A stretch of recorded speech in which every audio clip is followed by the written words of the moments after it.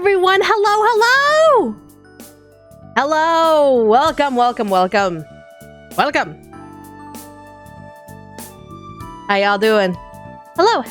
How y'all doing? Hello. Hey. Hi.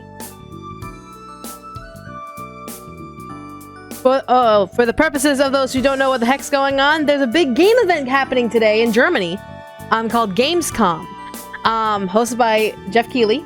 Jeff Knightley. Sorry. I don't know why Keighley came up in my head. Yeah, this is Game Awards. But yeah, so there's a big game event happening right now in Germany. It's a lot of world premieres. It's basically like E3, but in Germany.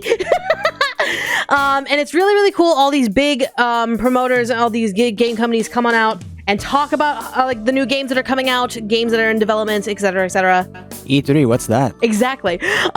So essentially, this is a world premiere. This is 2 hours of world premieres. You're gonna see trailers and big opening events, announcements, or just work in progresses of all of these games that you want to see, like Alan Wake 2. You have, I actually have a list. Oh my god, I actually had a list somewhere around here. Where is my list? I had a list, but there's a lot of upcoming games like Nightingale. I know. For me personally, it's gonna be like Sonic Superstars is gonna be talked about. There's a lot of games that are gonna be talked about in this 2 hours. That's why me and Brian, we got some chicken nuggies, and we're just gonna be able to snack right on through while we're watching 2 hours of game premieres and game-wide announcements. It's gonna be really exciting. So yeah, I already hit the record button. I'm good. I hit the record button during the pre-stream, so we're good. But yeah, there is a pre-show. I don't know if there's going to be announcements or anything. I don't know if there's going to be any sort of like big surprises during pre-show. But we're starting off early so we can just talk about our theories, talk about all of this stuff. And yes, as I've publicly announced, I am an official co-stream. So I've been approved to co-stream all of this. So it's gonna be great. It's gonna be awesome. I feel kind of important being able to be approved, but I'm sure anyone who applied could have been approved. I don't know. But we're gonna hopefully see what's going on. We're gonna hopefully see what's going on in the gaming space. How to donate? Super Chat. Super Chat's the best way to do it on YouTube. So yeah. Hopefully we'll see some fun stuff, and hopefully no big secrets. We can talk during these 30 minutes. But let's just see the pre-show and let's see what happens. So yeah. Oh, 18 plus disclaimer. Welcome to the Gamescom Opening Night Live 2023 pre-show, coming to you from my couch. I brought in the cat bed back there. He's not going to show up. I'm Kyle Bossman. I'm your host for this pre-show, and I realize a confusing thing about this is that the Opening Night Live subtitles a little bit. Is Options. This is pre-recorded. If you don't believe me, watch this. All right, we shot this days ago. The purpose of this pre-show is just to provide you with bonus trailers, interviews, general tomfoolery to pass these remaining minutes that lead up to the big show, Opening Night Live. So I cannot think of a better way to kick this thing thank you so much for the 10. Thank you so much. Really appreciate it. Thank you very much. Streets of Rogue 2. Oh my god. Streets of Rogue 2. Okay. So we're already getting some announcements in the pre-show. That's awesome.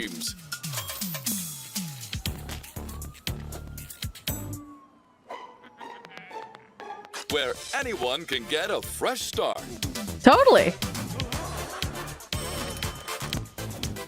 So the teasing is, oh yeah, 100%. Is this stream going on the World of Fiction channel? Yes, it'll go on the World of Fiction channel as well. But it'll be in the next week. Enjoys a bit too much power.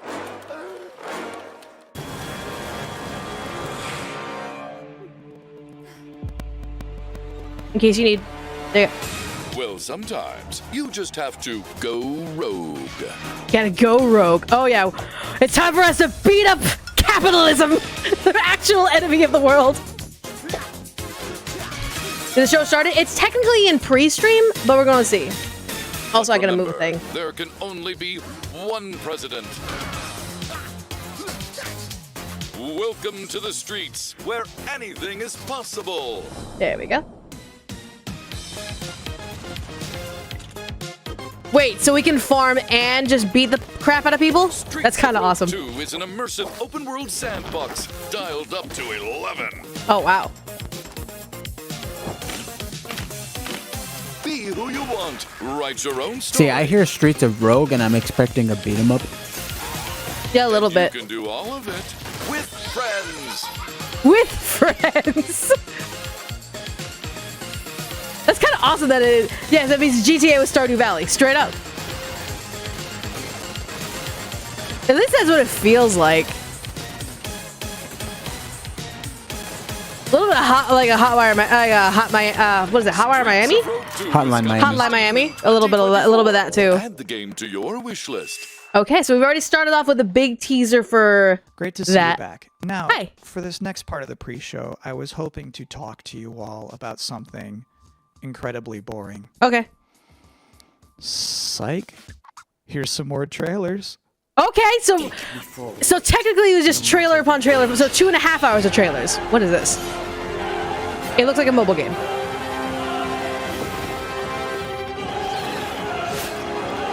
For some reason I'm thinking like Darkest Dungeon. No, Darkest Dungeon is turn-based.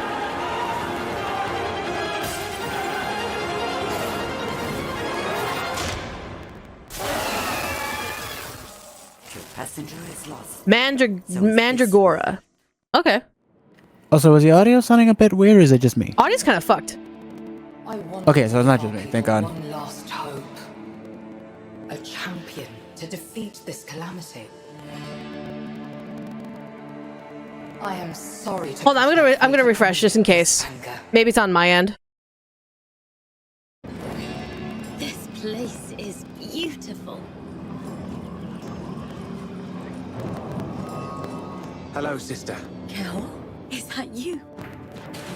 This is not quite how I imagined our reunion. So it's just the stream. It's just the stream. You should not Okay. have come here. But yeah, this is Hades meets time travel. Like, so, because I heard that you can actually like duplicate yourself and just like redo time. Yeah. Listen to me. Enough.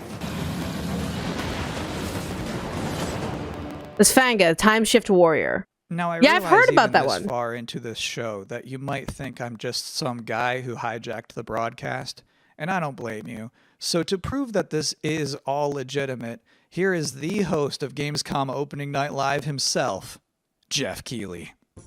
Hello, Kyle. Jeff, There you go. we're now minutes away from Opening Night Live beginning. What sort of huge announcements should we all be expecting to see? I think you can expect to see a lot of great games on stage. This is not a show driven by huge, shocking. Do you want to check surprise, Twitch to see one if there's more audio thing issues on that one? announcements. When you really think of the history of ONL, we've I don't always want to go on had Twitch, but at the media same time, if looks there's at less games audio that are issue. announced in the show, and that's sort of continuing that tradition this year. There will be a few cool announcements throughout the show, but generally we're showing like a lot of really big games because this has been an amazing year for games. Last game kind of looked like a new Prince of Persia, a little bit with the art style, 100%. With so many releases, so you will see new stuff on Information about Stray Call of 2. Duty I Modern don't think Warfare that 3, we're a little early for Stray 2. It's a little Alan early for that. Wake, so many other big games. Yeah, because it didn't come out later like a this couple year. months But ago. Yeah. Like, it hasn't even been a year yet. As Nintendo likes to say, primarily focused on, announced games coming in Q4 or 3 or 4 or something like that. So yeah, I definitely would set your expectations that we are not going to shock and awe you with surprising. Yeah, the problem is with Twitch, When going you to be a say lot of meteor, ads. though, that to me implies more Yeah. than just a trailer. The good news is when you're not just announcing games, you can also showcase, Is the audio gameplay. okay? That's Is it not too much of a constant distraction, battle y'all? always happens when people want some CG teaser for a game coming in 5 years, but then they also want to see real gameplay and real games, and like you're going to see 10 minutes of Modern Warfare 3 tonight. You're going to see, gameplay on a bunch of other games, and like real in-game. They're way too footage far because away. Games are close to My release and pixels are almost too finished. far away. So that's kind of the advantage that I think we can go a little bit deeper on some games today. So actually, it's one of those things I miss about E3 was when they would just have like a long stage demo. It's just like, here's the game, we're playing it right now. Is it good? Yes, Okay. and that's what like those old Call of Duty demos at E3 were always great, and we They hit and miss. we can't do that stuff at Game Awards to do super long gameplay demos. And here we definitely Is there audio can show issues some in Twitch? raw footage. We have lots of trailers too, but yeah, I think The hopefully audio's people delayed. will we'll see. Oh, it's delayed. Oh, in-depth no. Look at some games. that So are they're just having to audio 20, issues. 30 games will all be there. It's Okay. Yeah, everyone in and the lots of Twitch games. chat is saying that there's Have a audio great delay, time at the so big show. we're gonna just Thanks, stick with the Kyle. YouTube footage, your and show's a big I'll deal, too. We love having deal you with host the pre-show, and I'm excited stutter, to be on static stage for Opening Night stuff. Live in just a couple minutes. Holy moly.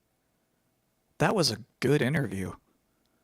Let's all take a minute to cool off now with another brand new trailer. Okay. And mind you, this part is pre-recorded. The next, like, at the live, it's live. So, let's hope so. yeah, right? Now, what is this? Some sort of Fallout. Not Fallout, the game, but, like, some sort of Fallout.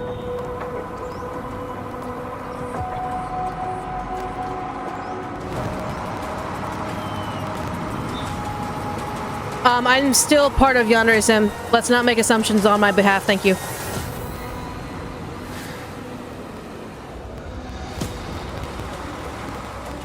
Looks like one of those mobile survival games. Colony Simulator?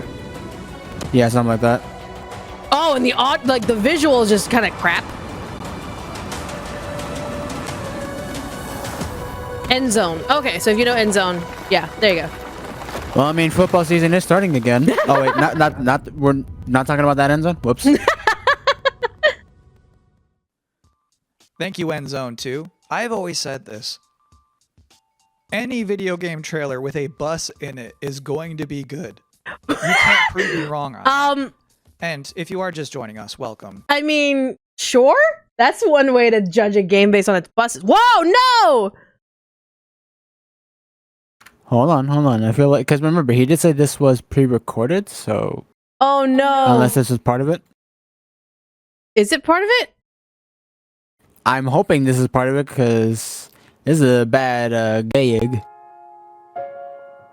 Never mind. I look like a fucking tour guide. Oh. Well, so that was a big opening night live with its case of scuff. Every stream has scuff, including the opening night live at Gamescom. I'm like, no. Okay, so this is Bulletstorm 2. Bulletstorm 1, VR. Okay. What? Yeah, there was a bit of scuff. Settling in to our wondrous Now, what is Astoria. this? I've heard of this multiple. I've heard multiple things about this game, so I don't know what to feel. Equipped? And yes, I'm I mean, a it casual just looks game like slut. another Okay, I'm farm sorry. simulator. Wait, what? That's it. It just looks like you're another community. farm sim. Hey, I'm a casual game slut. Okay, I'm sorry. Companions by your side. Who knows what you'll accomplish? Add a drop or two of magic. And set off. No stream is safe from scuff. Not even Gamescom. Will you reveal the heart of John our Carpenter's Toxic magical Commandos win. island? So what? This is technically pre-stream. So what are you all expecting come 1 o'clock? Pre-order Come like now. 15 minutes from now. What are you all expecting? I'm so sorry. Those two trailers kind of blurred together for me. Which was the one where you killed that guy and then stuck up your middle finger at him? It was Bulletstorm VR. Got it. Okay, Thank cool. you. Yeah. So this is my third time hosting the Gamescom Opening Night Live pre-show. And already we've developed a couple of It sounds like they fixed the traditions. audio. One, general awkwardness. Yeah. So they fixed great. the audio. So that's what the scuff was And for. then They two, fixed it. the top 10 reasons to look forward to Gamescom Opening Night Live. All right, guys, here's the 2023. top 10 Number 10, there's reasons. just something nice about seeing a futuristic, shiny, reflective black stage with absolutely no streaks on it. You know, that's fair. Number 9, Assassin's Creed Mirage. Arguable. Number 8, the big games you already know will be good. That's and then fair. The number 7 reason to look forward to Gamescom Opening Night Live is the weird games you never heard of before. Valid. I like those weird I trailers. love it Those when to a me game tend to surprises be me and it's like, slightly more oh, that sounds than the sure interesting. things. Number 6, Sonic News. Yes, for Brian. Yes. Is showing up to Gamescom Opening Night Live with Sonic News. News about Sonic the Hedgehog. And let me tell you, there's no way it's bad. I'm pretty sure it's only just. Whatever it is, it's not. I'm going hoping to it's be not bad just going to news. be This would superstars. probably be Like I'm number hoping one it's for me, more but I'm stuff trying to be objective involving with this Sonic. list. Number 5, the raw thrill of a developer saying we can't wait to share more. Number 4, Alan Wake 2. Yeah, This game's okay. coming out in October. Have you heard and the game they haven't Alchemic shown Cutie? Sounds like a too game much you'd be yet. I have not heard of it. I'll expect take a they're look gonna into it. show I know my something friend kinda Martha sent me big a bunch of Number which ones 3 for reason to look October, and forward I'm like, to oh my Gamescom god. Opening Night Live 2023. It's free. Number Yeah, 2, that's fair. Tekken 8 and Mortal Kombat 1. Okay, so news will be Officially about both of speaking, those. I cannot rank So get ready one of to those censor games that. higher than Yeah. the other one. So if I have to put them in the same box, that's a Now, powerful mind you, this box. stream is going to go And the unlisted. number one reason It's to look going to be forward hidden away, Gamescom except for Opening members Night only, Live and then it'll go on the 2023 World of Fiction is stream. that hands down, this is going to be the best Tuesday night of the It's summer. Tuesday morning. Please don't be like, It is "Nah, literally not noon, true. I went going into surfing 1 on o'clock. Tuesday. I thought he We said don't Sonic care. nudes. We're talking about all of us combined. Collectively, this will obviously be Wrong the Sonic site. best nudes. Tuesday Yeah, wrong night of the site, my summer. dude. Because they know how to party on a Tuesday in Cologne. Trust me. Have you ever heard of And do you know Bulletstorm? what I've else sounds heard like of a it. party? Not necessarily seventh like guest shrug. VR. I kind of shrug. So let's watch a trailer for that. What? Oh, Vertigo Games. Okay. Old man Stauff built a house and filled it with his toys. Okay. 6 guests came one night. Their screams the only noise.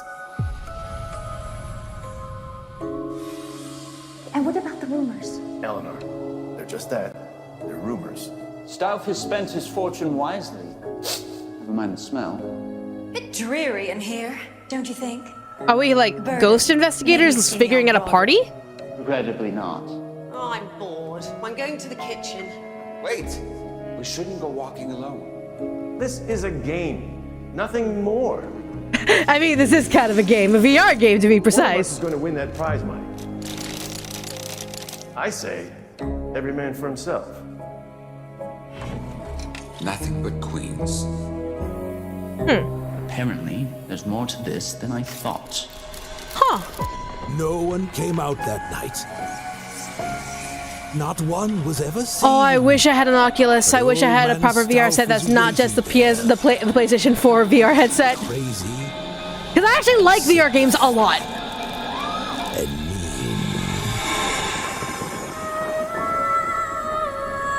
The 7th guest. I wish I had a VR! So one of my responsibilities as a pre-show host is to pop up in between scary games. Okay. If you have 2 scary games back to back, there's a big chance the audience could become unnerved and uncomfortable. Extremely fair point. So I'm here now to give you a chance to catch your breath, Thank you. provide a nice comforting voice Thank with a you. nice comforting face. Totally.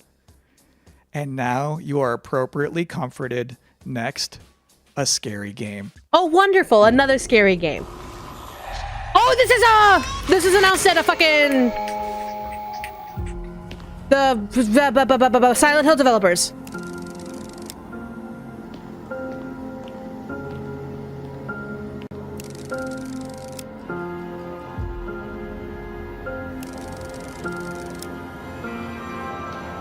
Oh my god, this is so creepy. I love it.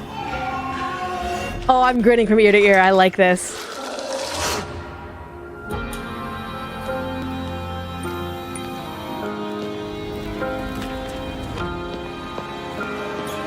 Yeah, what is this game? I can't remember it for the life of me, but I saw it before. Just do what I say, Roman. Post-trauma. Okay. My favorite part of that whole thing is when he's in that dank bathroom. Is that Konami or are they the publisher? I think Konami's publishing it. Stalls. I don't know. I have to take a look into it again. The ring is standing there, and the guy doesn't move a muscle. He just straight. I love up how does this guy's not just like react. chill about like, yeah, That's you know like that's really my creepy ideal horror game that looks like it was about to impede your nightmares. Anyway, yeah. As you could probably tell, I'm not German, so our producers thought it would be a good idea for me to educate myself properly on Okay. some Gamescom culture. Yeah. From an actual expert. Okay. From IGN Germany, here is Anne Wernicke. Thanks for having me. Anne, I'm so glad you're Hi. here. I have so many questions for you. What is the best way for people all around the world to keep up with what's happening with ONL and Gamescom? There's an official Gamescom live stream, and it programs in English and German. It's done by IGN, so that's the way to not miss out on the stuff that's happening. If you're in Cologne, though, and can attend Gamescom, you just go on Saturday and Sunday to Gamescom Festival. There's stages there with musicians playing. There's food trucks. There's, so basically, it's a typical like game social convention, games where you have and that's to be awesome. like That's really in cool. a soccer table thing. It's fun stuff. You should try it out. It's completely for free. So hold on, what is it? What is a human social game? You know soccer table? You play. We're soccer talking about tables, foosball. right? Foosball. Yeah, we call it foosball. Yeah. But in this case, you get stuffed into it. So you are like one of the soccer people in what? that table. You can't move. We get you just stuffed into a stand there, go foosball left and table? right, and play soccer like that. Wait, who elects to actually get stuffed into what a does live Gamescom foosball table? mean to you personally? So 13 years ago, I actually started my career in the industry at Gamescom as a trainee. I just got thrown in, and I was overwhelmed by everything, you know. And to this day, it's just awesome to be reminded of that, to go there and see all these people, and I can still talk to the devs I admire there. So to me, it's kind of a happy place. I have one last important question for you. Sure. How do you say world premiere in German? It's actually Weltpremiere. Weltpremiere. Pretty similar, right? Okay, so with the accent. Okay, Yeah, do so it. with the accent, Weltpremiere. Weltpremiere. Yeah, man. Weltpremiere. Congrats. And thank you so much for helping me out today. Absolutely. Thank you for having me, Kyle. Have fun at Gamescom. All right, cool. Now I too am an expert. Please enjoy Eine Weltpremiere. Eine Weltpremiere. Okay. I do not recognize these markings. This is familiar. Perhaps this is one of the great cities of the Age of Myth. It's not Warhammer. It's not World of Warcraft. It just looks like every other generic like fantasy setting game. Yeah.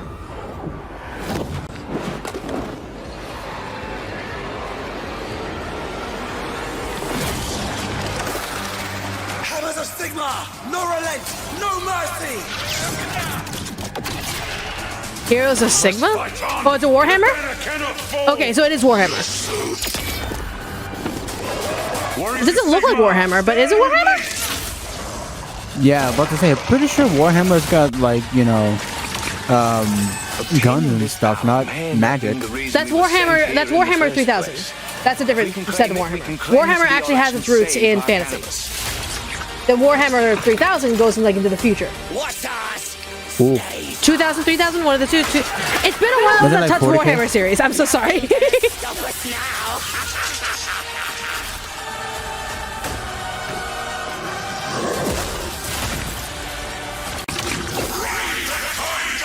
Oh, 40k, 40k. I'm so sorry.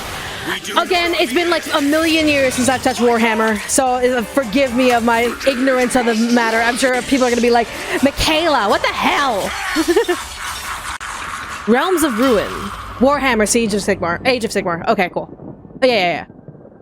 Okay, cool. That's awesome. I love that Warhammer is still maintaining relevance, even though it's a really hard sell, because it's a tabletop game. It's a tabletop game first and foremost, and then they're going into video games, and I like that. Oh great, another shooty McDuty game.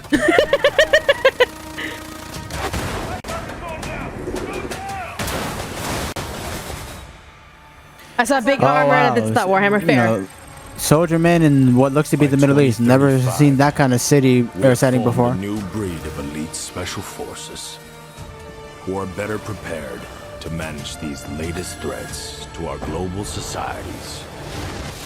No fear. Which looks to be about every other human in existence, so it's not like we're finding some kind of robots or AI. Yeah, this is 2033? 2035? Which really does not look anything different. Yeah, it doesn't look anything different. Problem with Warhammer is how Games Workshop is treating its community. Yeah, no, that's fair. That's actually fair. Actually, you mean 40k? 40k what? No, it's fine. Correct me. If I'm stupid and wrong, please correct me. Just don't treat me like an idiot. Don't be a dick about it. Yeah, just don't be a dick about it. I'm 100% ignorant on a lot of things, and there are some things that I have very vague knowledge about. So if I am incorrect, please correct me. I'd love to be educated. Oh, so this is Delta Force. Okay. Okay, cool. I saw Matt Pat saying that he was sponsored by Delta Force. So I'm like, okay. So yeah, another shooter game number Welcome 309. Back to the Gamescom Opening Night Live 2023 pre-show, where the minutes are just. Am I gonna delete the live? It's gonna go to members only, ONL and then is a week later it'll go on my World of with Fiction channel. Alan Wake 2, Tekken. Oh, we're just starting with Alan Wake. Sonic news, and things I was not permitted to talk about in the pre-show. So this bad boy, this is. Have you played or heard about Baldur's Gate? I've been playing it 120 hours plus. Here is Homeworld 3. Oh. Homeworld 3, what did you name use? is Imogen Sajet. Oh, hello. My entire life has been study, analysis, planning. Today, the galaxy is burning. Okay, that's bad. That's very bad. Comms open. That's very bad. You've each just received a mission briefing. Nothing is redacted, because I want you to know what is at stake. We have been tasked with finishing Karen Sajet and the 5th Fleet's mission. Discover the source of the anomaly and the hyperspace attacks, and stop it once and for all.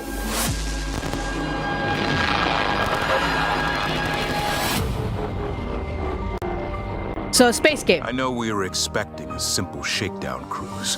Proximity alert. Control report. Many of you are feeling overwhelmed, We've got incoming. doubting yourselves. Cover. I have no doubt. We will succeed. Whatever it takes to complete the mission. Enemy strike craft coming in fast.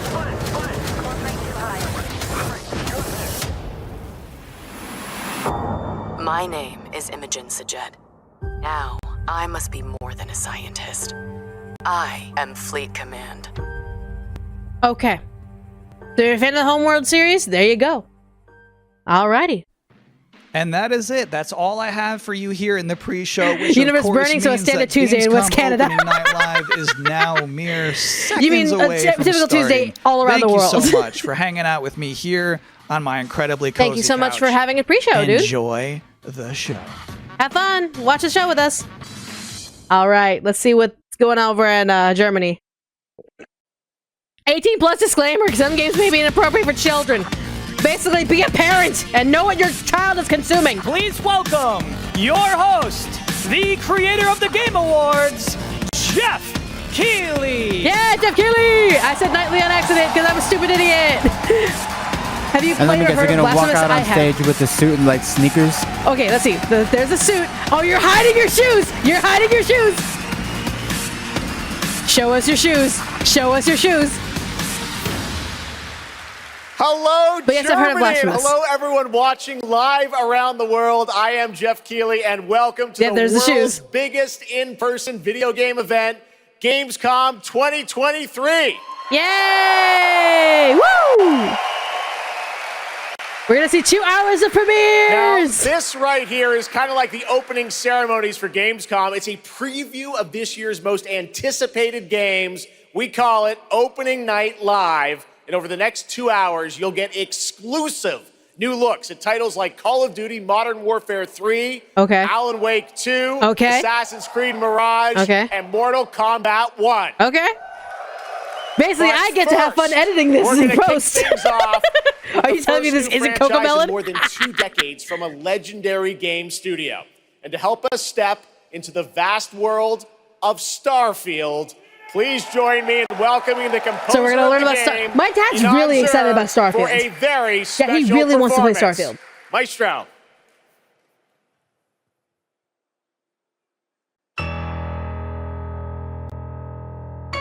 Let's hope this doesn't get copyright. Well, again, this video is gonna get unlisted. It's fine. So we're just gonna wipe it off. It's all right.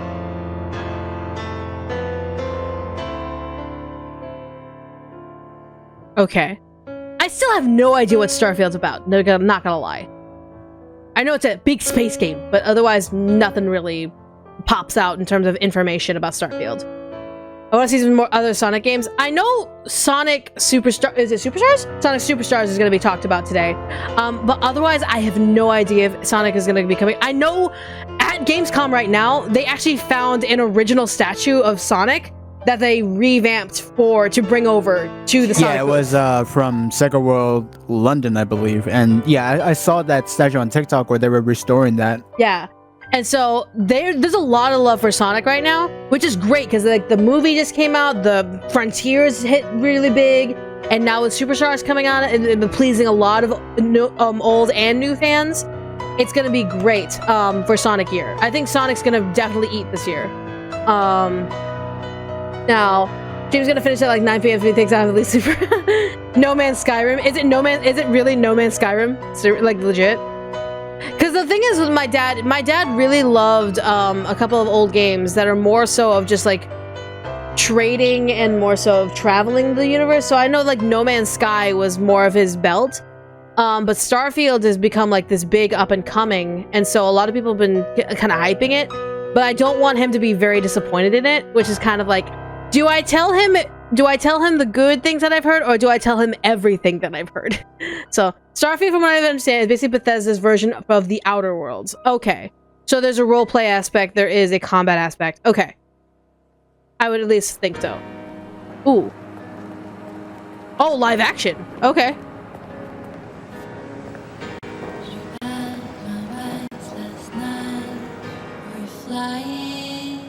Hi. Ooh.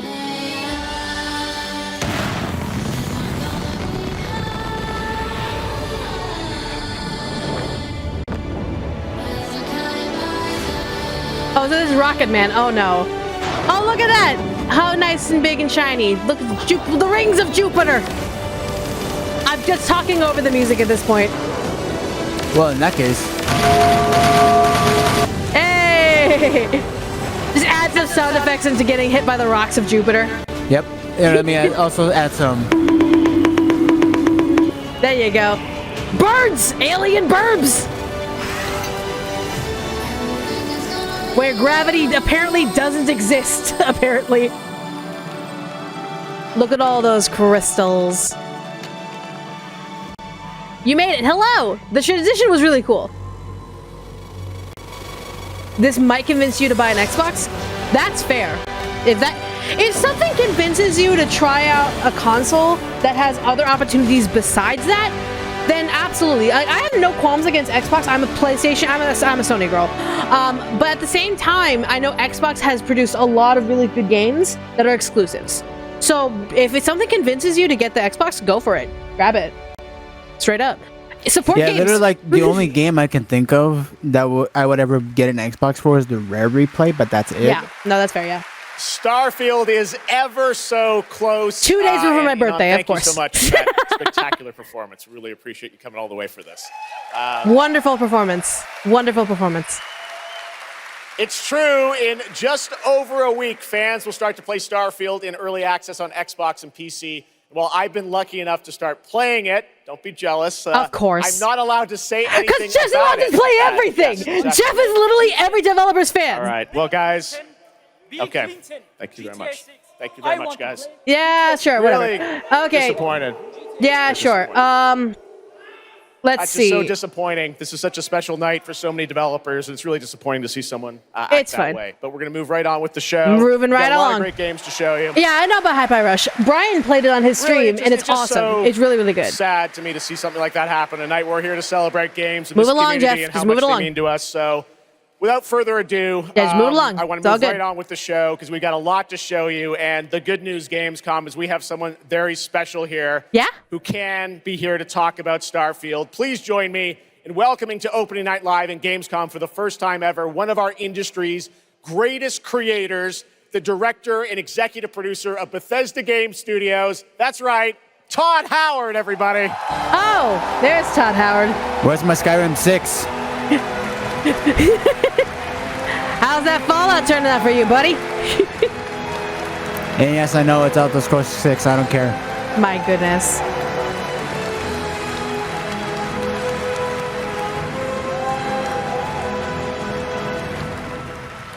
Todd, thank you so much for coming all this way to Gamescom.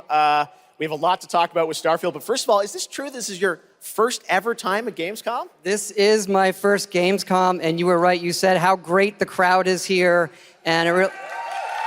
Yeah, we let the crowd cheer. All good. And just all the fans that come here for the biggest convention in gaming to celebrate games. And I figured, it is our first new franchise in over 25 years. So if I was going to come, it's for Starfield. Well, okay. We all welcome you to Gamescom in Germany, and we're all very excited to step into this new world, Starfield, and the next week, early access. Set up for people, why did you want to make this game, Starfield? Why did you want to create a new world? I think like a lot of gamers Fallout out and there, Skyrim we are have dying dreamt of a slowly game but surely. where we look to the skies and we can blast off into space and explore. We love to make games where we can explore. I don't know how I feel about that UI. I do not know how I feel about it. Fallout series, but we wanted to the do graphics something look brand great, but that new UI kind of where you could like explore gives with me like complete eyebrow raise. Like freedom in the galaxy. It's a game we've always wanted to play that we think a lot of people wanted to play as well. It's kind of that dream game. Yeah. Oh, wow, exploring space. Never heard that concept before. It's quite an experience, and I know everyone here is very excited to jump in soon. You did bring some stuff to Gamescom to show to fans. I know there's a theater. Tell us, I know you've been, sharing a little bit about the game, but I know there's a lot you want people to discover when they play it. What did you bring here to Gamescom? Yeah, it's really cool. We've built a 300-person seat theater where we're actually showing the beginning of the game. And you start out as a miner, and you touch this artifact. Wait, you start out as under 18? In some way, where you see a bit into space. I'm kidding. And then you get to create your own character. Our games are about creating and being whoever you want, and then you're off on adventure.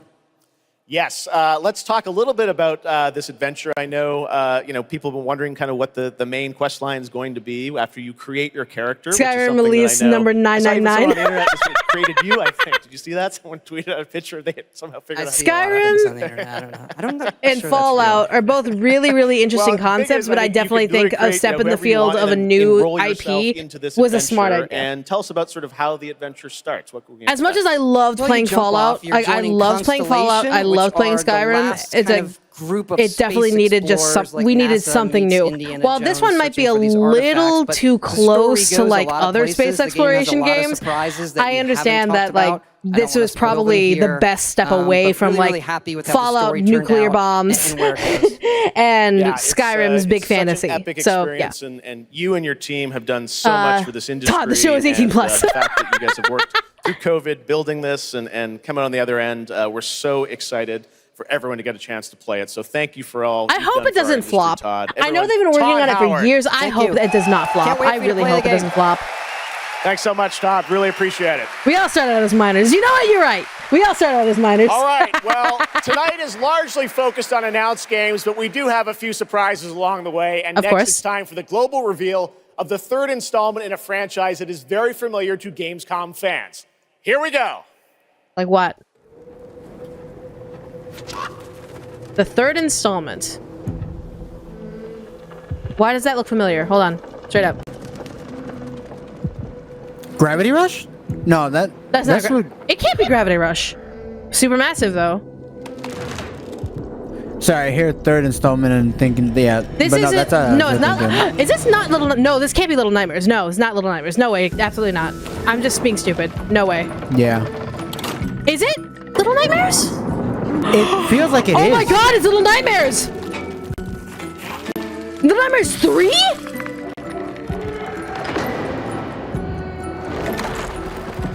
Oh yeah, this is definitely Little Nightmares, like aesthetic. Bro. Oh, I don't like that. Nope. No. Yup, that's a big one. Yup.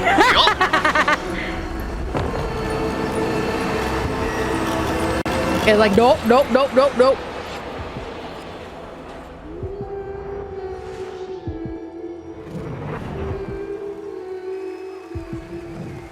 Little Nightmares 3.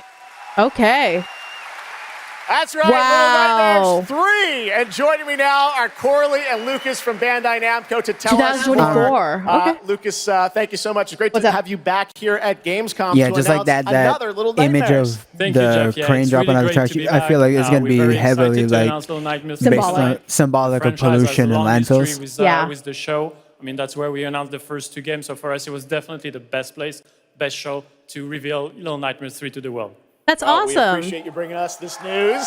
It looks incredible. That looks great. I'm really excited Corley, for it. I see we saw 2 characters in that reveal trailer. Can you tell us a bit more about them? Yeah, sure. Hi, Jeff. Hi, everyone. I'm so happy to be here to present you Little Nightmares 3. Awesome. So let's see what you got. So yeah, as you have Co-op? seen, we have 2 characters, but now you have 2 players as well. So you will be able Co-op. to play both in single player or online co-op if you want, and face your childhood fears with a friend. Okay, but no local cooperation, Now, I fuckers. saw a lot of cool new places in the trailer. Can you tell us a bit about sort of the setting for these 2 characters?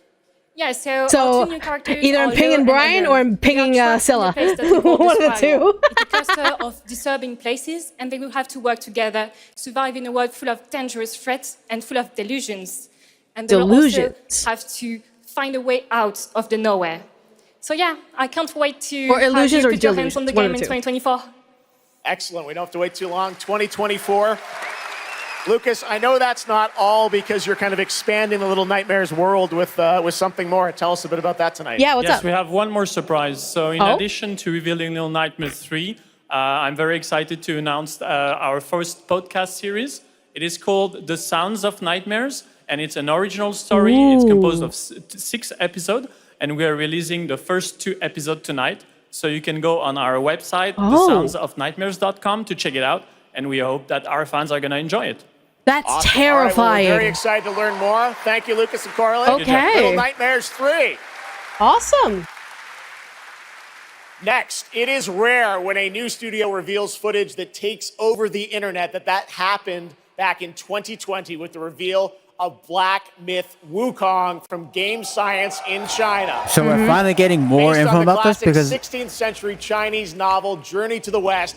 I remember, Here is like, a yeah, we brand got new look at the gameplay. an of this announcement about this a long time ago. We action didn't hear RPG. nothing up until now. Mm-hmm. Are we finally getting gameplay?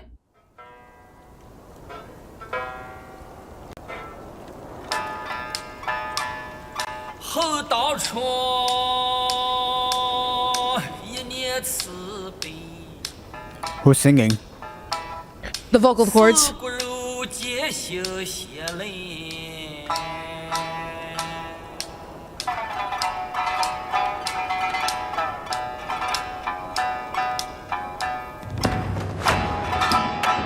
Oh.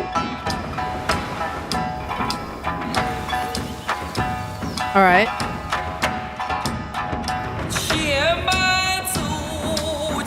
It looks really good. Wee. Hey, buddy.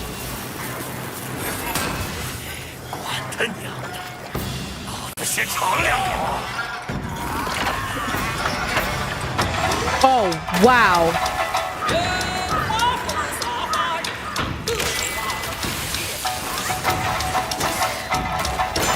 Beautiful. It looks stunning. Gameplay looks really smooth.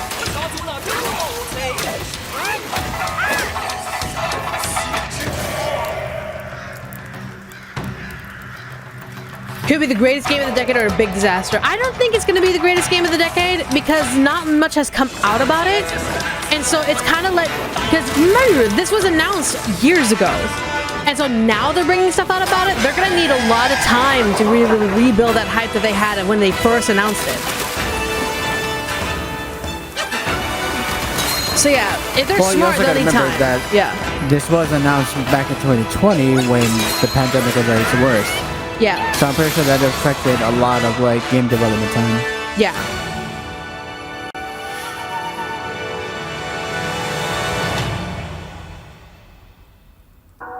Also, that logo is kind of scuffed with the English on top of it.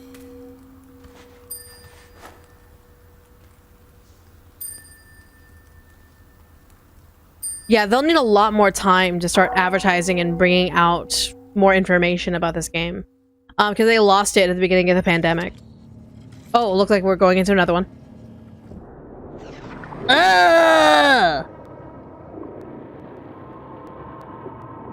Breeding.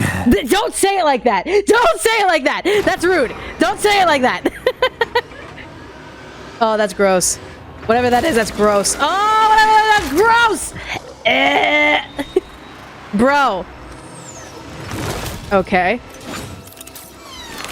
Ugh. Right in the temple, and like in the temples? Bro, this is gnarly.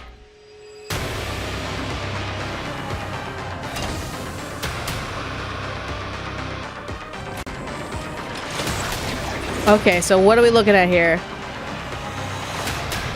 An army of these things.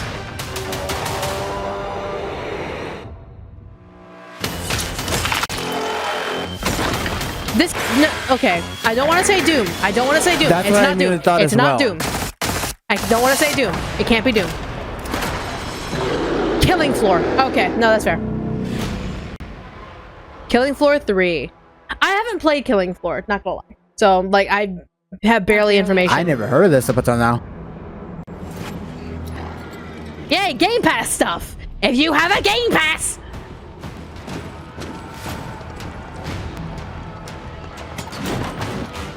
Doom 3, like, no, it's Killing Floor. Ha! Clever. Was it Civ 6? I don't know.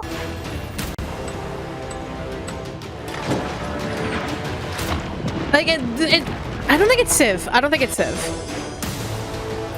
Is it Civ? No, it can't be Civ. Or I think it's like Empires or something like that? I think Age of Empires, I maybe. can't remember. Maybe Yeah, Age of that's what I'm Empires? Killing Floor 2 has a badass Santa. Okay. What it makes it for it to be Doom since there were no demons? Extremely fair. The aesthetic and the darkness of it, plus the first-person shooter. And first thought was Doom. Oh, it's scuffed again. No, quit it! Well, mind you, this is streaming from Germany, so, like, the connection to it is pretty, like, shitty, shoddy. Okay, but there we go. Okay, it's back again.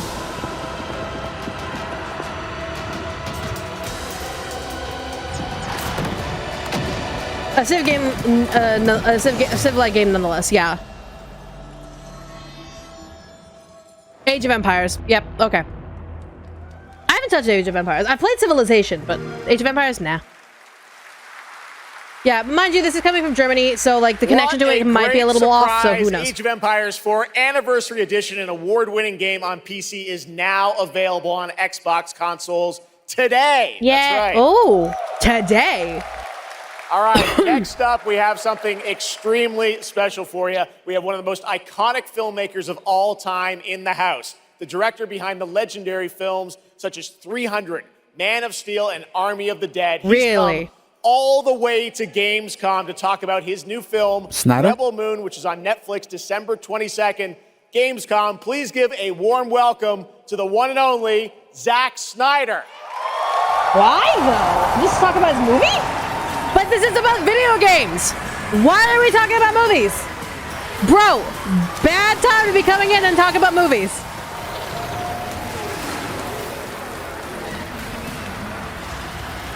Too much. Oh, yeah. Zach, I know you had to come a bit of a ways to get here to Germany. Thanks for coming to Gamescom. You live in Germany. I live in the dumb old USA. Gamescom. How you guys doing? That's what the problem is. Trying to stream it internationally might be the issue. Wow. What a great Trying to crowd. just grab onto because everyone's trying to get onto the live stream. That might be the issue. Now, great to have you here. I know you've been a gamer for your whole life. Yeah, I've been a gamer, and I love the idea of coming to Gamescom. You wouldn't know it with that blew like my how many mind, movies and he's so directed. We were like, yeah, let's go check them out, and I thought I'd come over here, and this would be a great opportunity to talk about my new project, Rebel Moon. Maybe show you guys something. I don't know. Yeah, maybe the world premiere of the trailer, which is coming up in just a second. But why? Moments away. Okay, well, let's kind of roll it back, though, because I want to talk about this IP, Rebel Moon, and it's really a whole universe that you've created. We're going to get into that in a minute. But There's going to be a game based on this IP. Inspiration for creating this? No, this Rebel Moon is a game. I was always a fan. This is a movie of, based off the IP. You know, team building movies. You know, Dirty Dozen, Magnificent Seven. And also, I was a huge fan At least I think that's the adult illustrated. Because I've heard of Rebel Moon. Is Rebel Moon an IP of the gaming? Everything in there just blew my mind, and I really loved like how intense it was and how crazy it was, and the worlds that it introduced me to. And so I thought, you know, this is a chance. And my awesome partners at Netflix were like, "Go do it." And so I got a chance to make this movie. And you've got quite the cast, and I know Anthony Hopkins. Yeah, Hopkins plays the. Have you seen his films? They look like they have QTs. You know, that's fair. Insane ensemble. Really and of course, fair. Sophia Boutella is really the heart of the movie, and you'll see her just kicking ass through the entire film. So it's fun. And what I love about you'll see it in just seconds. I'm taking this opportunity to eat chicken nuggets the films, on the basis of I really don't care. I don't really care about the You're movies. kind of expanding on the films with a. This is Gamescom. It's supposed to be about video games, not about movies. You know, narratively linked to what you're doing with the movies. Tell us a bit about what's in store. Yeah, we're also super excited to reveal that we're making a video game for Rebel Moon, and the game we're developing with Super Evil Megacorp, and it'll expand the Rebel Moon universe. So Rebel Moon is not an IP. I thought it was after the events of so it's even less relevant than I thought. And it really so they're making a video game based off of the movie. Talking with those guys and really interacting with them. I see. Again, I'm stupid. I'd rather be corrected about that. The universe is just unbelievable, and I'm super excited about it. You'll be able to like pick your rebel and then go on missions, and it's like 1 and 2 players in a co-op. Yeah, and it's crazy. But we're just starting to talk about a bunch of other crazy ideas inside the game, so it's really fun, and that's coming. So keep your eye out for more. All right, well, we love it. The films, the game, and more. But let's roll it back to the movie, because we are going to get a first look. All right, guys, here's the chance to go to the bathroom, take a break, eat some chicken nuggets, because no one cares about a movie at Gamescom. Put together a little teaser I'm literally just I hope you guys tuning out of this and continuing on with Bloody Palace and DMC5. Check it out, the world premiere of the trailer for Rebel Moon. Zack Snyder, everybody. Thanks, guys.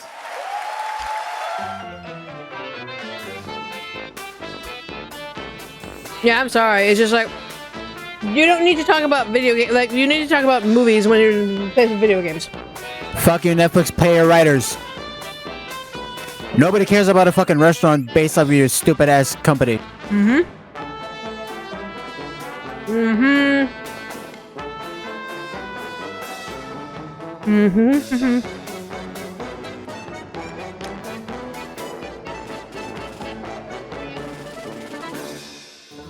Come on, at least give it a shot.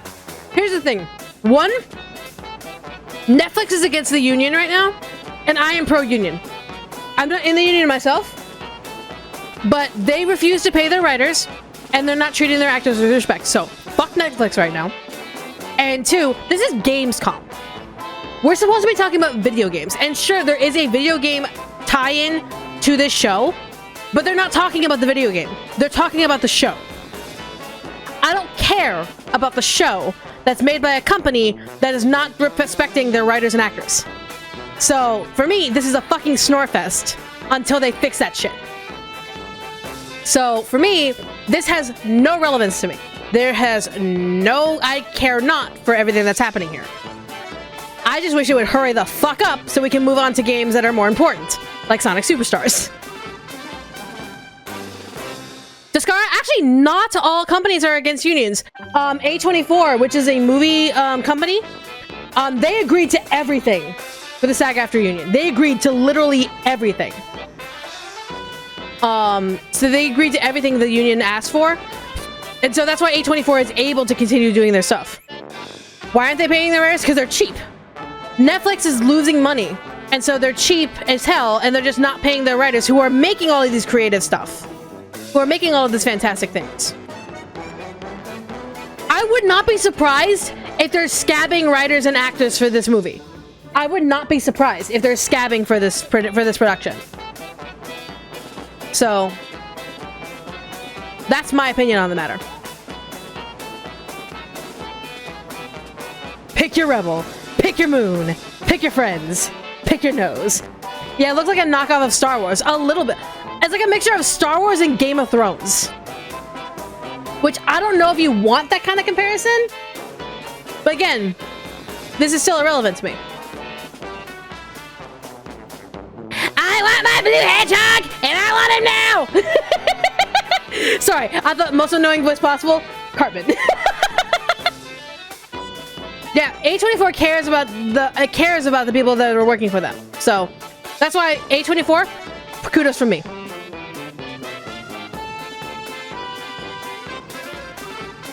Yeah, it's like, mind you, that all these companies are getting millions of dollars in revenue that go to their CEO and top brass. Millions and billions. Millions and billions. So it's not unreasonable to just demand that, hey, maybe you should start paying your writers and paying your actors a fair fucking wage. Just saying. So that's why this, Snorefest. Because remember, and I've seen this, like, a lot of people that are writers and actors where they post that looks insane. I cannot wait pictures to play of that their game. residual checks. All right, well, now fucking we're going to move chump on to change. something that is very not even long cents. awaited, Not even like a because cent to a sometimes dollar. good things do come to those who wait. But anyways. It's been a number of years since we last heard an update on Crimson Desert.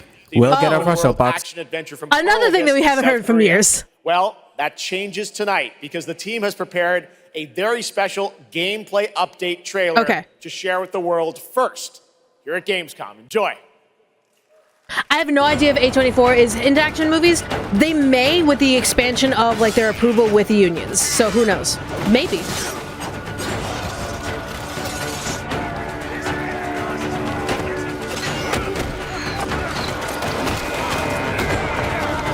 I mean, it looks great, but what's the story?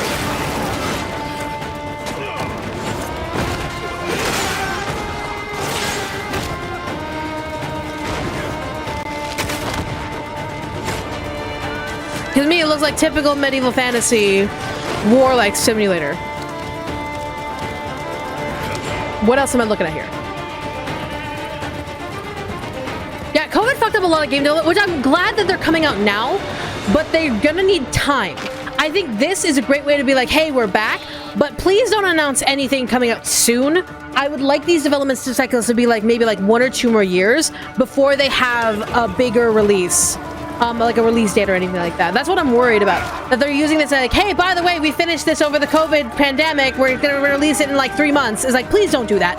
Please do not do that. What are your opinion on Snyder's films? Shrug.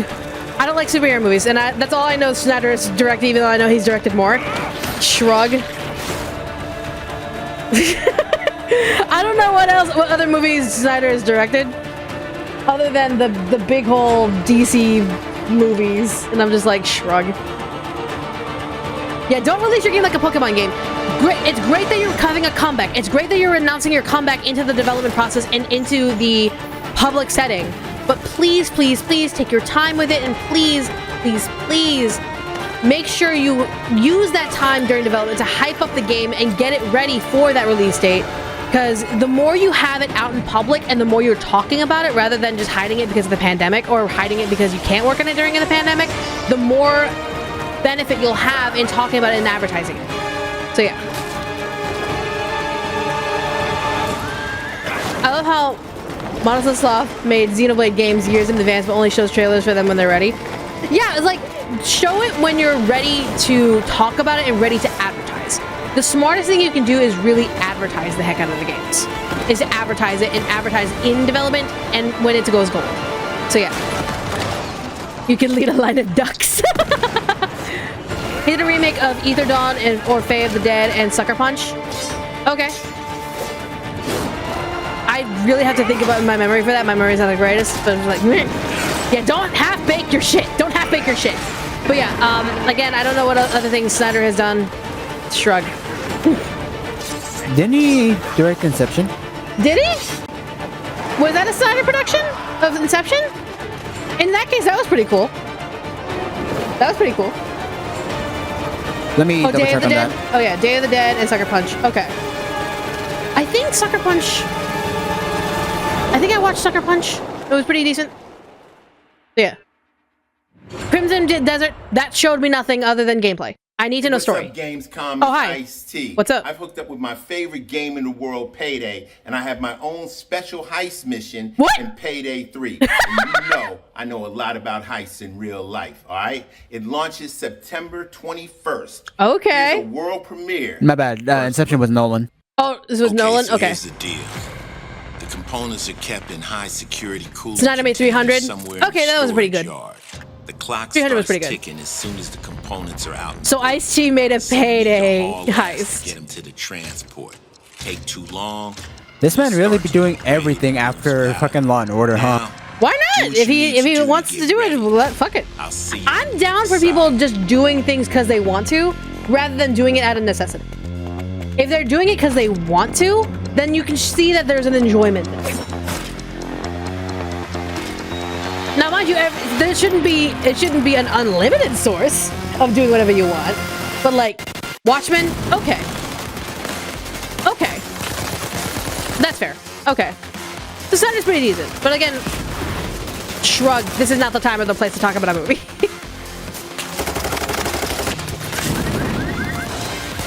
Okay, so if you're into Payday, this is definitely the one for you. Absolutely. Do you play horror games? I love to play horror games. I don't play enough horror games, to be very honest. I have played Until Dawn. I have played the anthology. So yeah. Is he still on Law and Order? No, I don't think so.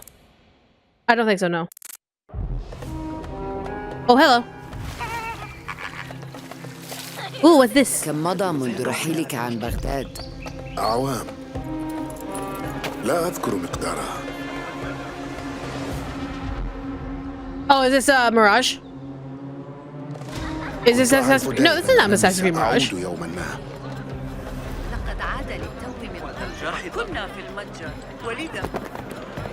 قضيت الكثير من طفولتي في هذه الشوارع. Payday the candy bar, right?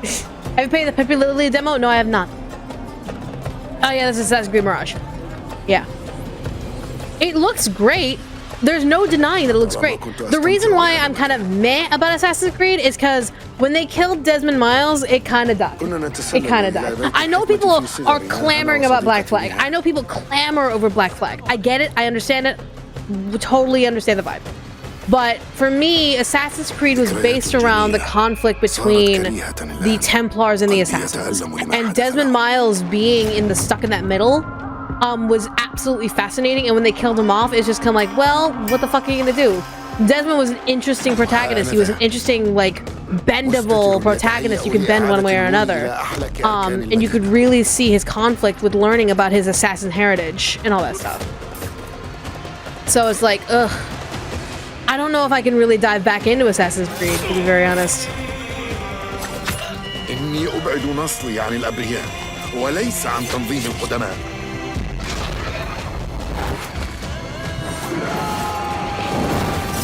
Black Flag is good, but when Desert died, it dropped in quality. I agree, 100%. Not to mention with like how Ubisoft has been milking the fuck out of Assassin's Creed, as well as like how, what's the word I'm looking for? A lot of the quality of like the gameplay in a lot of the recent Assassin's Creed games have been. It's just woof. Yeah. Gonna be honest, modern day parts of AC are the least interesting parts of the series for me.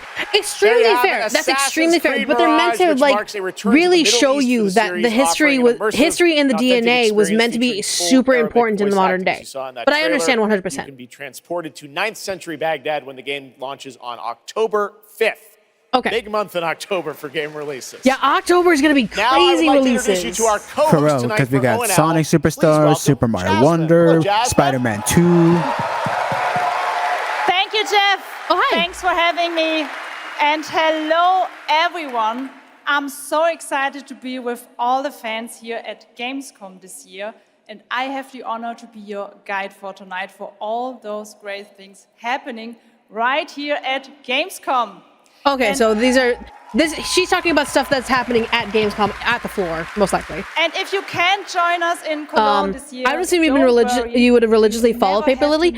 I've been working on my own shit. I've been trying to finish the games that are on my docket right now. I haven't had the time to really branch out as much as I want.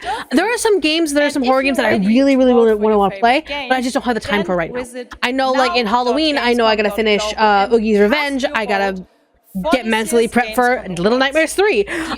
There's a bunch of other games that I really want to get into, so I don't really have time to really fangirl about a lot of things, except for like things that I'm already invested in. So forgive my lack of enthusiasm for a lot of things. Then go to the Epic section of Gamescom now let's see. to play the I feel the same way with things like Mortal Kombat. I want ninjas and monsters, not modern military soldiers. But military soldiers have always been a part of Mortal Kombat, such as like since the very beginning. Yeah, since the very beginning. Because Mortal Kombat is literally the combat of the century. This is where the biggest warriors come in together and literally face in a Mortal Kombat. That's the name. Plus, there will be more I understand the grievances of adding more military soldiers in the modern day, but I think adding too much of everything else would make it less attachable as a modern Mortal Kombat game. Because Mortal Kombat, you have to accommodate to the fact that there are soldiers, super soldiers. There has to be weaponry. There has to be connections to other things of the modern day. Because we're not in 1970, 1980 anymore, where it's just, stereotypes of Asian fighting cultures versus Western stereotypes of Western fighting cultures. So, well, now I'm joined by the one and only Harada-san, the creator of Tekken. Oh, hi. And Michael, the producer of Tekken. Never asked me for shit. You guys have come all this way from Japan to deliver something special there's to a meme with Harada where he, the main thing is like, he always says, don't ask me for shit. And I think there's even like a shirt of that on it. Oh my fucking god, the guy on the left was wearing now we've been mostly showing off the fucking Kazuya Tekken 1 smile. I love that though. Today we have an all new mode to show you today. Oh, a new mode. I really like a prequel back to the first MK tournament with Great Kung Lao. Fair. That's fair. それ以外にですね、もう特に欧米では失われてしまったアーケード体験のストーリーが I mean, that's assuming Ed Boon doesn't reboot the fucking series again. ストーリーモードっていうのを最新の AI ラーニングシステムを使ってすごい臨場感のあるベテランからニューカマーまで楽しめるようなそういう新しいモードをちょっと今日はお見せしたいなと思います。Of course, Tekken 8 will have the story mode covering the Mishima storyline and the arc that the players expect up until now. But this brand new mode is kind of the story that focuses on you as a player. And it covers the arcade scene, which is, a classical atmosphere that people our generation actually got to experience firsthand, but maybe some of the newer gamers out there haven't. So this will cover that. As you progress through that storyline, you'll experience some all-new gameplay that actually has some AI kind of infused learning aspects to it. And it's really exciting, and we hope that you'll enjoy it. Yeah. All right, well, let's take a look at the brand new trailer for Tekken 8. Thanks, guys.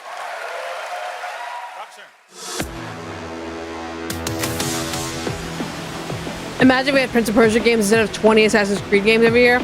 I don't know. Didn't they recently announce a Prince of Persia game? Yeah, they announced a new one, and I think that's a test run to see if people will come back to it.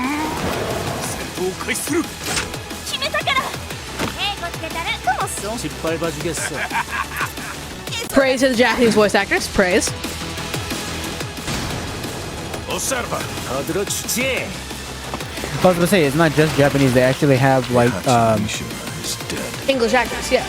English actors, Norwegian, because like there's different ethnicities with these fighters. So the cool thing is that they actually bring in actors from their native land. Willst du im Sparring gegen mich antreten? Case in point. Yoshimitsu Kento.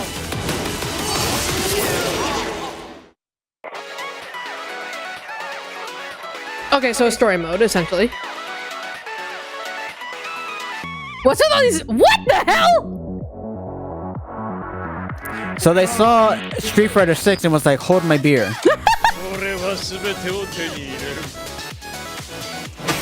That's such a like an artistic twist. Yeah, case in point, you can hear the English actors, which is great. But like they literally changed up. Like, by the way, we're all actually kawaii little chibi avatars playing these really cool realistic games.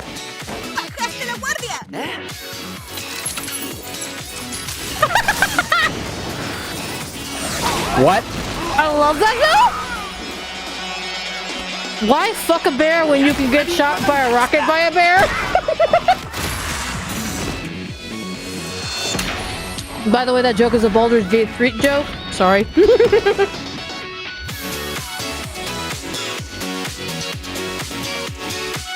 God, it's been so long since I played a Tekken game. Like, I think the last one I played was like 3 or 4 on the PS2.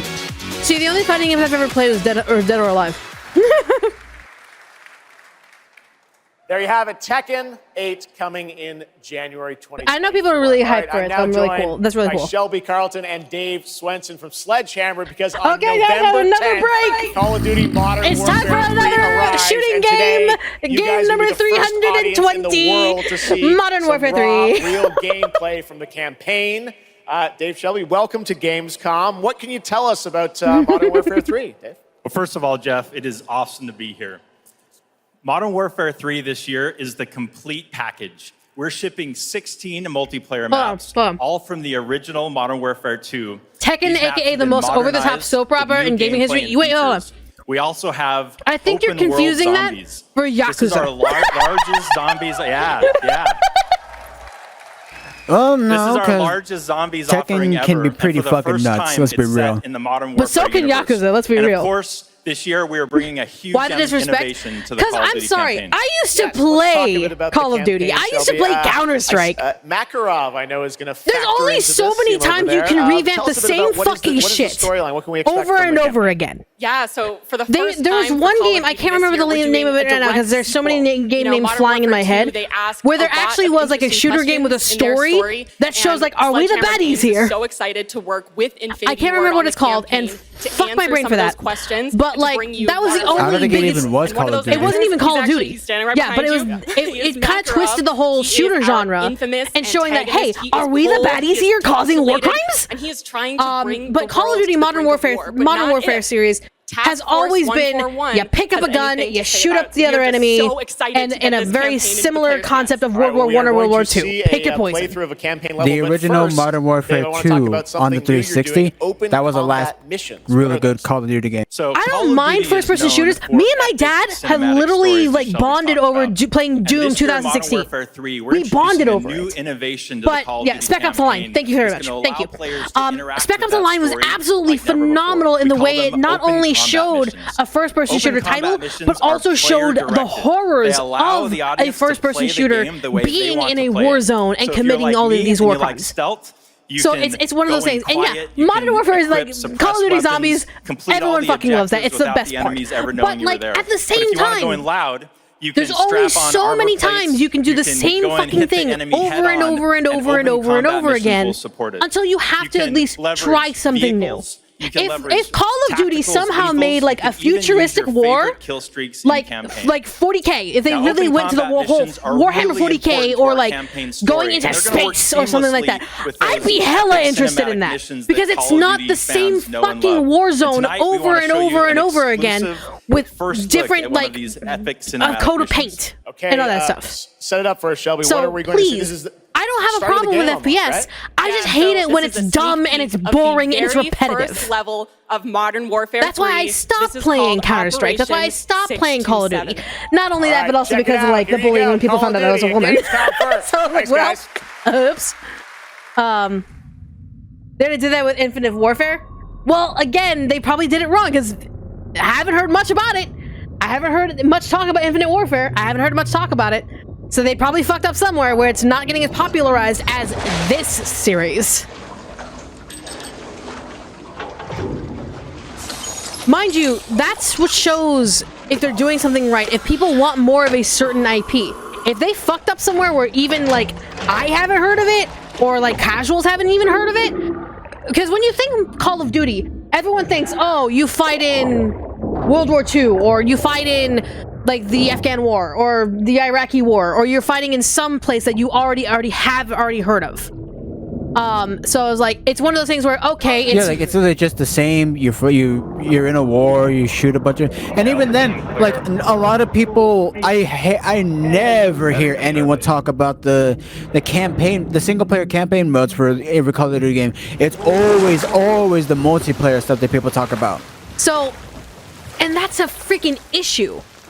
So if it's the thing is with this new one that you're telling me about, Infinite Warfare, why has no one talked about it? Because it hasn't been innovative enough to really branch out beyond the typical Call of Duty shit. So it's like, that Call of Duty was all about those war tragedies in the past, but that's why I think it's boring. That's why I call it a Storefest. Because it's not brave enough to really try and branch out further. And when they do, they're not going hard enough to make it memorable. There are so many FPS games that are so fucking memorable. You can make a memorable FPS game. You can. It has happened before. You just need to not be a pussy about it. And then really go hardcore in. Infinite Warfare, probably because their fan base didn't like it, 100%. I absolutely get it. I absolutely 100% get if people didn't like it.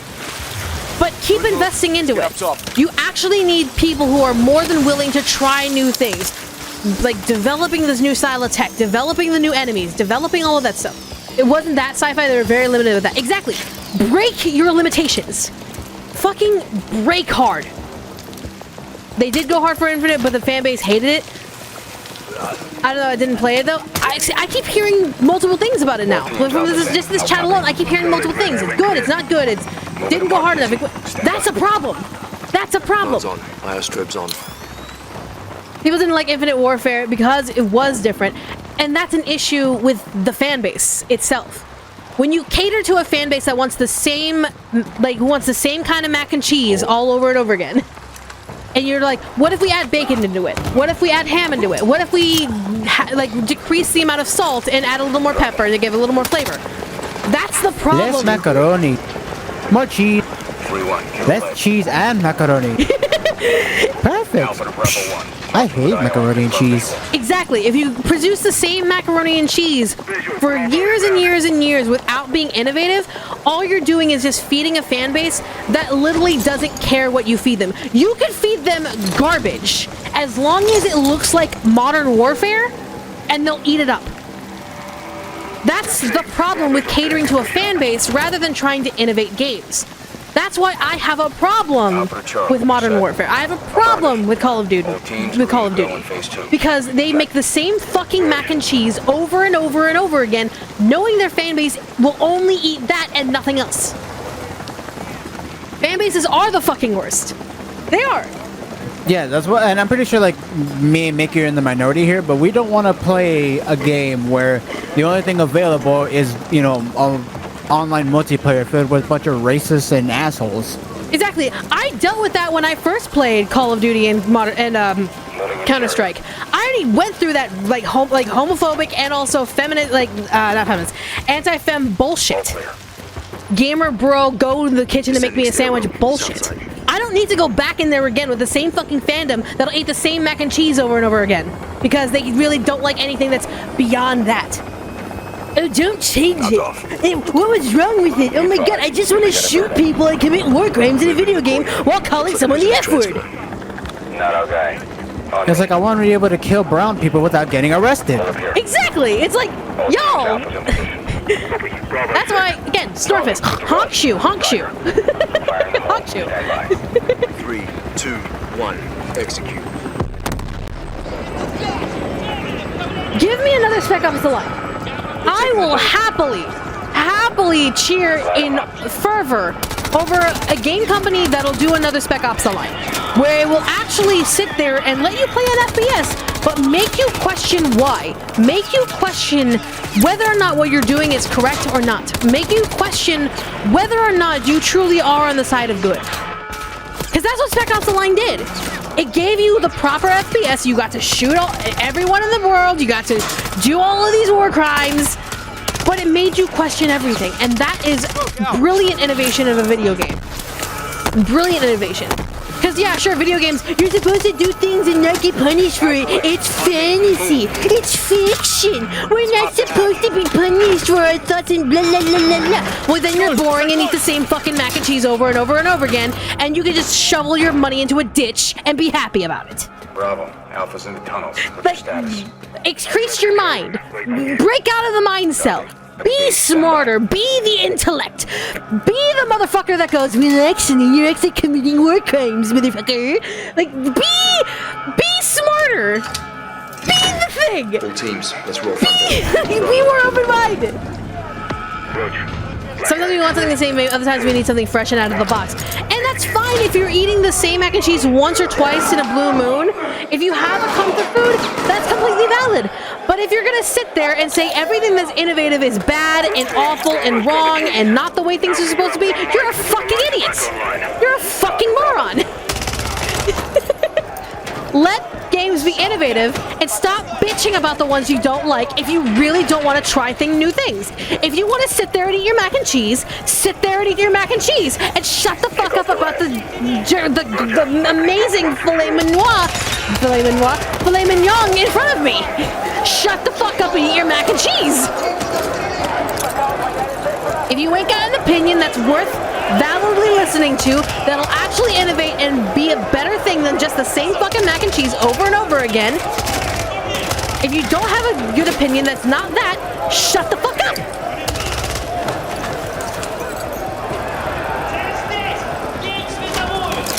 I'm sick of hearing people constantly singing the praises of For me, Spec Ops: The Line is not my game of the year. It's not a game of the year for me. It's not even a top 10 for me.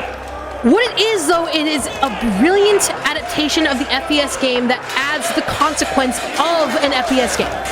That's why people sing praises about it. It's not because it's like gonna beat out any sort of Call of Duty or any sort of like shooting game or anything like that. It's not meant to be that way. Spec Ops: The Line makes you think. It makes you sit there and question yourself. And that's what a game is supposed to do. It's meant to be that kind of innovation where outside of the cozy games or outside of the random beat 'em ups or shoot 'em games or blah blah blah blah. That's what makes it. Yeah, Wolfenstein is a fantastic fucking FPS. Wolfenstein is a fantastic fucking FPS. I'm not saying it's top 10 for me personally, but Wolfenstein has always been pressing about fighting Nazis and the sides of which you have to think about where you stand in relation to that. Now, mind you, Wolfenstein needs to eventually branch out. They've done enough of the same kind of mac and cheese over and over again. But Wolfenstein doesn't have like 20 fucking games of the same thing. It's not like I was just about to say, this has been going on for way too fucking long now. Yeah, it's not like it's Wolfenstein 20 Modern Warfare.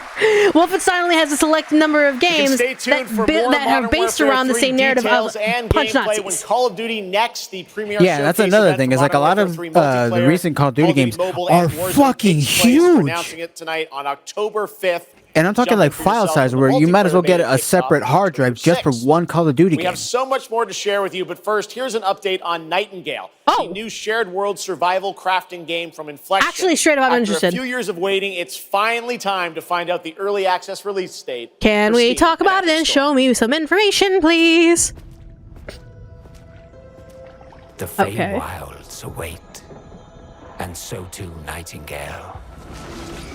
Awaken your first portal and tread on towards that which is boundless, beyond the measurable. Okay, here's my question though. Does it have PvP? I don't care if, like, I don't care for it, but does it have it? Or is it PvE only? The question becomes, wilt thou be a survivor?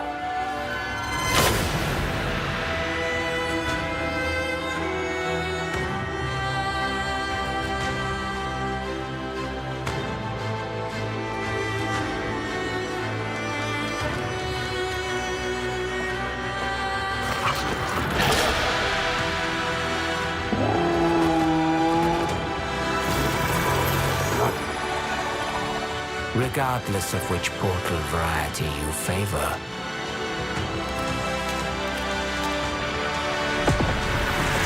Realm cards will be necessary. Huh.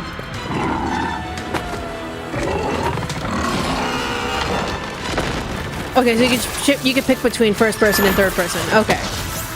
First person and third person over the shoulder. Okay. I'm Mary Poppins, y'all!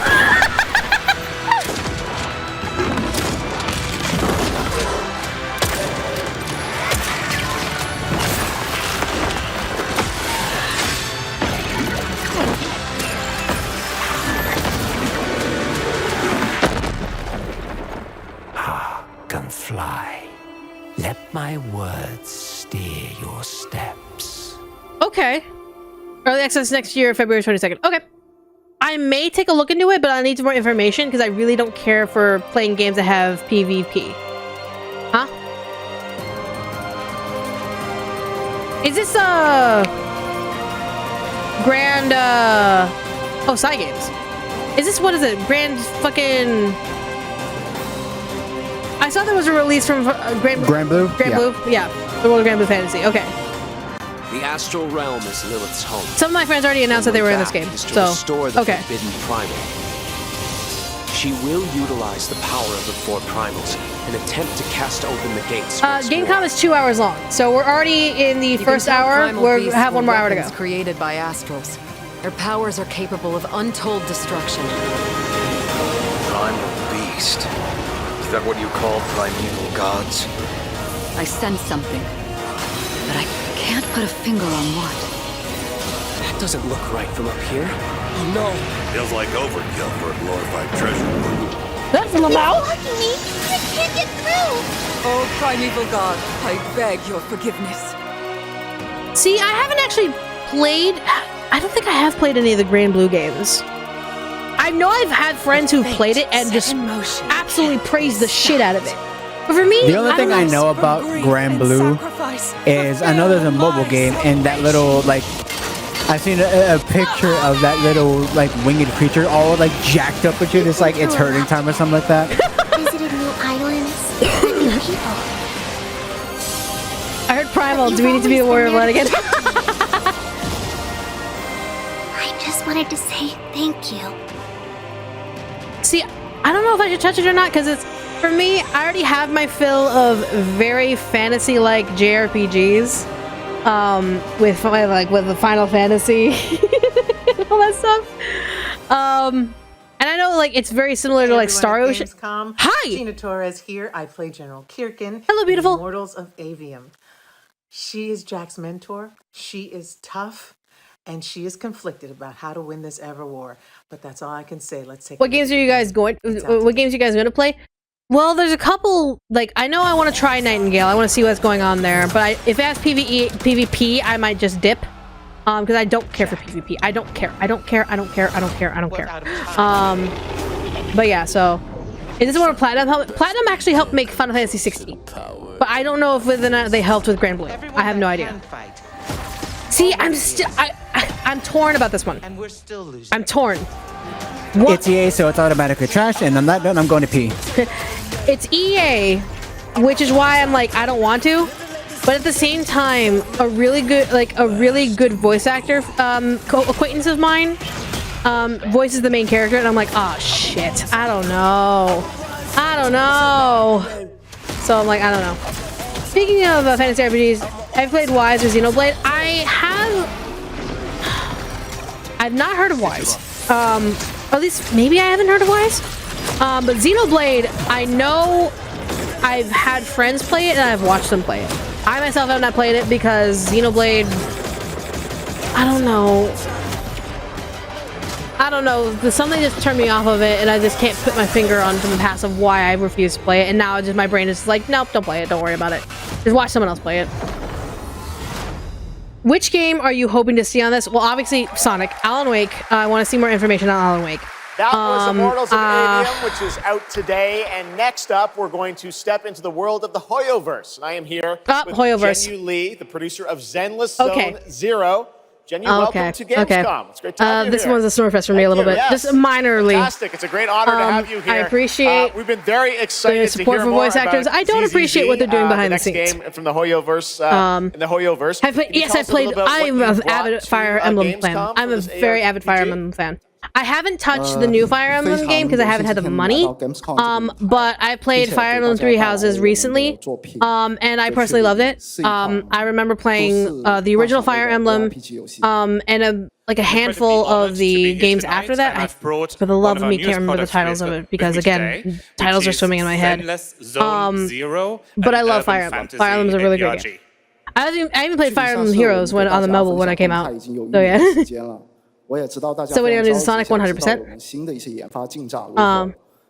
所以这次我们想借助这个舞台，给大家分享一下我们新的研发中的内容。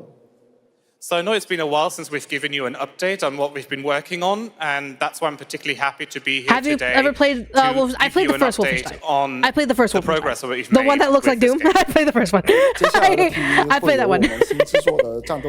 But I haven't touched the Wolfenstein game since. But I know friends who have played it, and I've also like watched them play it. So it shows you some it's not enough to say like, well, you just because you watched them play doesn't mean you played it. Like, but I've experienced the story, and I kind of understand what's going on. I hope you like but it. Yeah.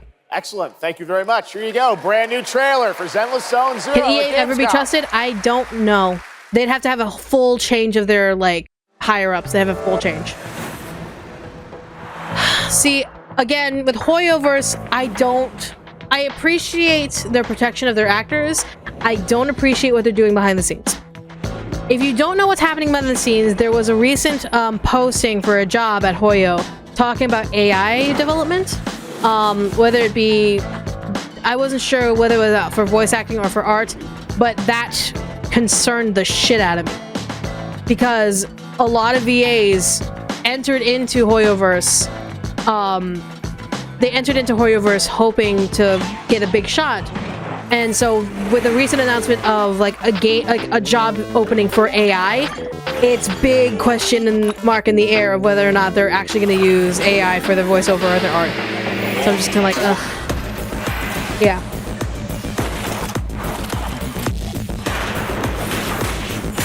The New Order or the Old Blood? God, it's been years.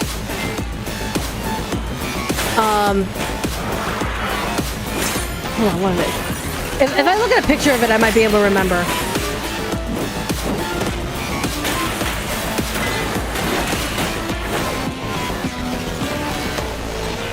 Hold on.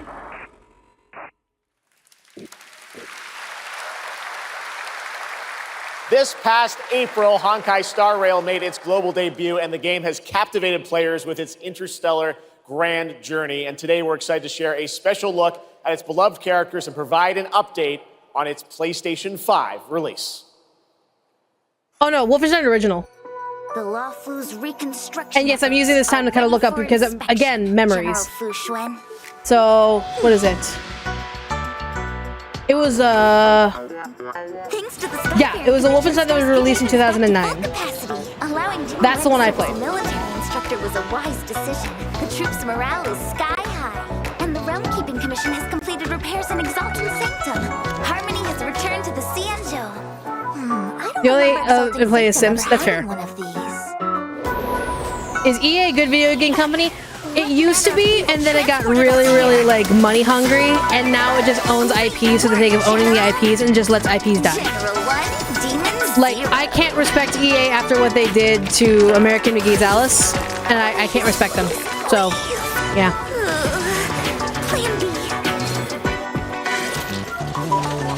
This stream's a lot more chill here. I'm glad it is chill. Why they not? Why now they have what? Is it something like high-res studios behind Paladin and Smite who said they'd be using AI to clone voices and refuse to add any words to contract? I don't know, but there was a listing for AI development based in Hoyoverse, and so that's why everyone's like, well, hold on. AI in terms of what? And knowing that there's a rise in AI with voice acting and acting, a lot of people are very concerned. So you have nowhere to run. So you haven't played the Machine Games series? No, I played the original Wolfenstein that was released in 2009. Nearing its 3-year anniversary, and the game just released its 5th nation, Fontaine. Here's a look. That's the game I'm playing right now because my friends talked to me into it. I remember trying it. I gave it a fair shake. Series coming hopefully to a city near you. Which game did you say EA screwed over? American McGee's Alice? Yeah, they screwed over the Alice series. There can no longer be an Alice game because EA has the rights to American McGee's Alice. And American McGee tried to get the rights back so that he can make Alice Asylum. EA refused to give it. So that's why EA can suck my dick. That's why if there's any EA games y'all want to play, yo ho ho it, in my opinion. Maybe give it a look. Maybe. The Machine series? I can definitely take a look. Seriously, you have a great magician standing right here. I haven't seen Killer Clowns from Outer Space, the game on here yet. It's probably more delay. I haven't heard much news about Killer Clowns from Outer Space, the game. I haven't actually heard much news about it. I'm hoping there might be something down the line. I really hope the AI VA issue won't affect. Oh no, I've been affected. My voice has been used in an AI, and I fucking hate it. I've already contacted a bunch of I've already contacted people being like, hey, take my fucking voice off of your fucking site. Step on up. Or else I'll get legal involved. And I've done it like a couple times now. So the problem is these fucking companies will like deny involvement. All they do is provide the means for people to upload my voice or upload any VA's voice of like a minute clip of them talking, and it makes the AI. And so it's just kind of like, oh, we're not responsible for what our users put up. You made the fucking thing. You made the fucking AI development, so keep my fucking voice out of your fucking program. It's not that fucking hard. Story trailer for Lords of the Fallen. Oh, Lords of the Fallen? I need more information about this one. Yeah, this is the one that looks like Dark Souls, but it's not. But it is, maybe? A little bit?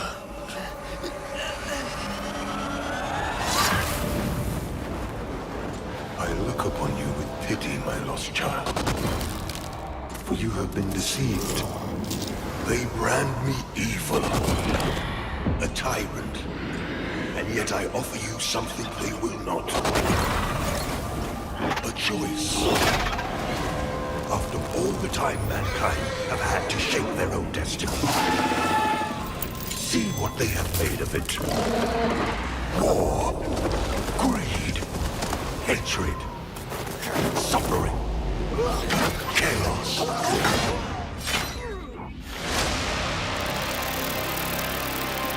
Dare to believe. Is this another evil god going, oh, they branded me as evil, I'm not actually evil, and they're actually evil? Is it another one of those stories? Would you like to know what I do for work since we're talking about AI talking jobs? If you want, if you want, like, I mean, the typical concept of Conversation Day is meant to be Gamescom, but so basically Alice Asylum is never happening, unfortunately, because EA refuses to release the IP. Might be the shadows look back. Okay. Hey! Brian's attention has been the taken. Second I saw Seg, I was like, yes, let's go. All right, here we go.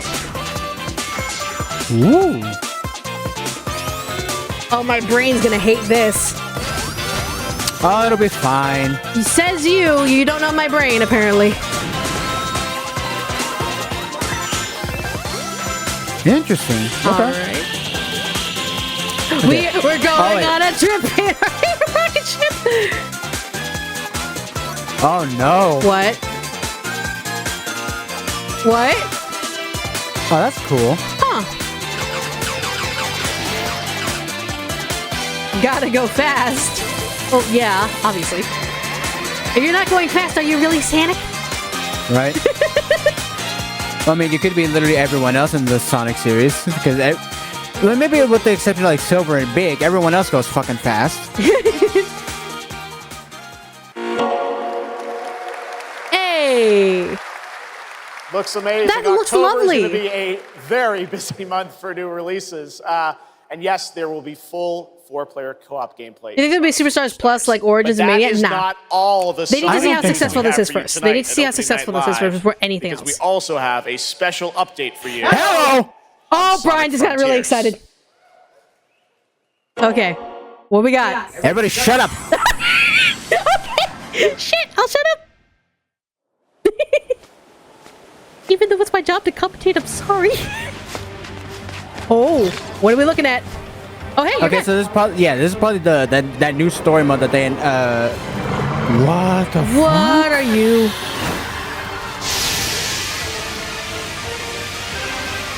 With a will know your name. What the fuck? Oh, hi.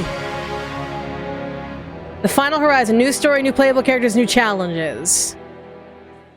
I need to hurry up and finish the rest of the updates. September 28th. Okay. September 28th, huh? Okay. Hello again. It's so amazing being here at Gamescom with all the game devs, publishers, and of course, the fans. Yeah. Woo! Awesome. So Brian got really excited, really happy about that. Gamescom is the world's largest video game event. Just check out this footage from last year. There are so many opportunities to celebrate games and connect with your He's going Super Saiyan. And he always went Super Saiyan, though. I mentioned the Gamescom Cyber Supersonic? where you I don't know. I can was like, see why suddenly the inspired costume. blue Just eyes? like What the these. fuck? Like I know he had the blue. Isn't it red eyes originally? Yeah, but in that trailer he had blue eyes. Yeah, so like why blue? Mochi Dragon. Oh, hi, Rainbow cosplayers. Raven, Zaza, and Saphira. Very nice. Beautiful cosplays. Mochi Dragon, can you tell me how you Didn't one of the creators of Sonic go to jail yet?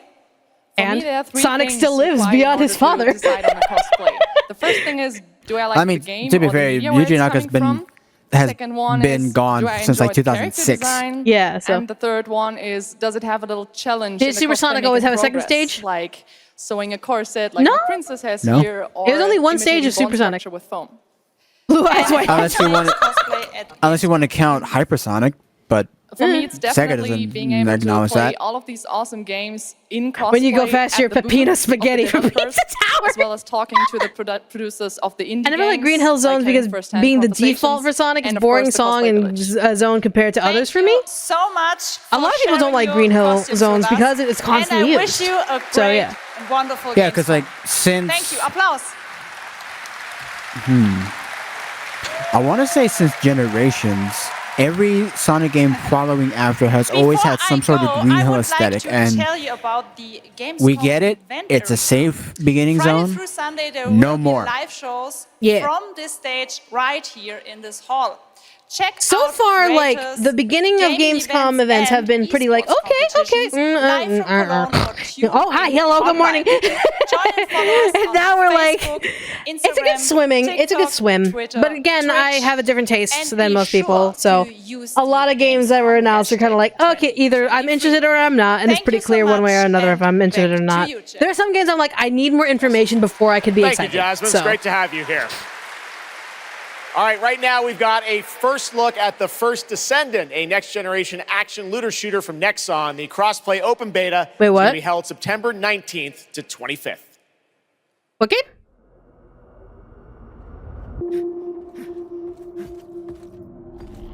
Oh, hello. First Descendant. First Descendant? Must follow the will of the ancestors. Accept your calling. Cyberpunk Zelda? That'd be interesting. That'd be fucking interesting. The descendants are But Nexon. See, I remember playing Nexus from Nexon. If no one my age remembers Nexon and remembers Nexus. Give your lives for clip off. Who goes to the Wholesome Games group in Steam? Yeah, that's fair. I am a wholesome game slut, okay? Give me a good story, give me something that'll make me feel good or bad or both, I don't care. Protect the sanctity of this great place. Despite their efforts, humanity is still at risk of extinction. Makes me wonder if they'll ever start doing the same thing with Emerald Hill Zone. I heard a looter shooter and I'm already not interested. Oh, okay.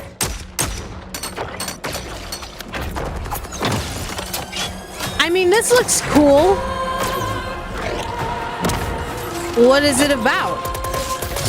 I just see shooty spagooties, but like, what else? I'm gonna call that from now on Shooty Spaghetti. Shooty spagooties. Give your lives for Jigglypuff? Yeah. There's a grave walker.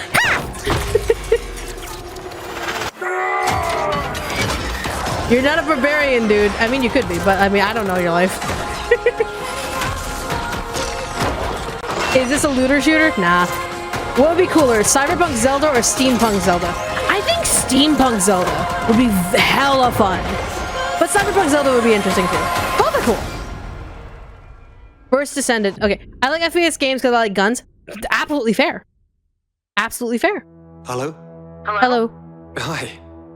Oh, is this underwater game? Surface That's World? not... Good. Everything's That's fine. not what is it? Great. How are you? Tired, but in a Yeah, this is good way. another underwater game. Busy. Unitrench is still Unitrench. I'm worried about you.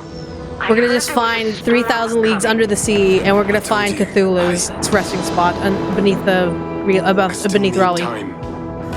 Time to what, Stan? Hey, I'm American. How'd you know? As far as I can see, you're just treading water. We're upping the extraction rate. Maximum output. I don't expect you to understand.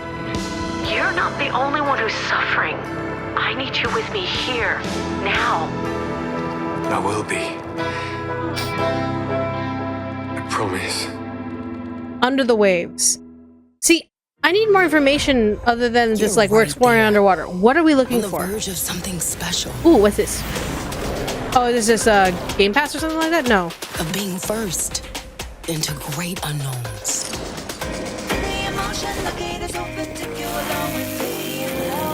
Okay, interesting. How are you enjoying Raincoat? I really like Raincoat. I'm worried it's gonna dip at the end, but I'll have to see. I literally have to get there before I can understand, before I can make a judgment on that. We're gonna meet the Little Mermaid under the sea. Subnautica is the other one. Thank you, thank you, thank you. Grab a Baki game. We're looking for soda.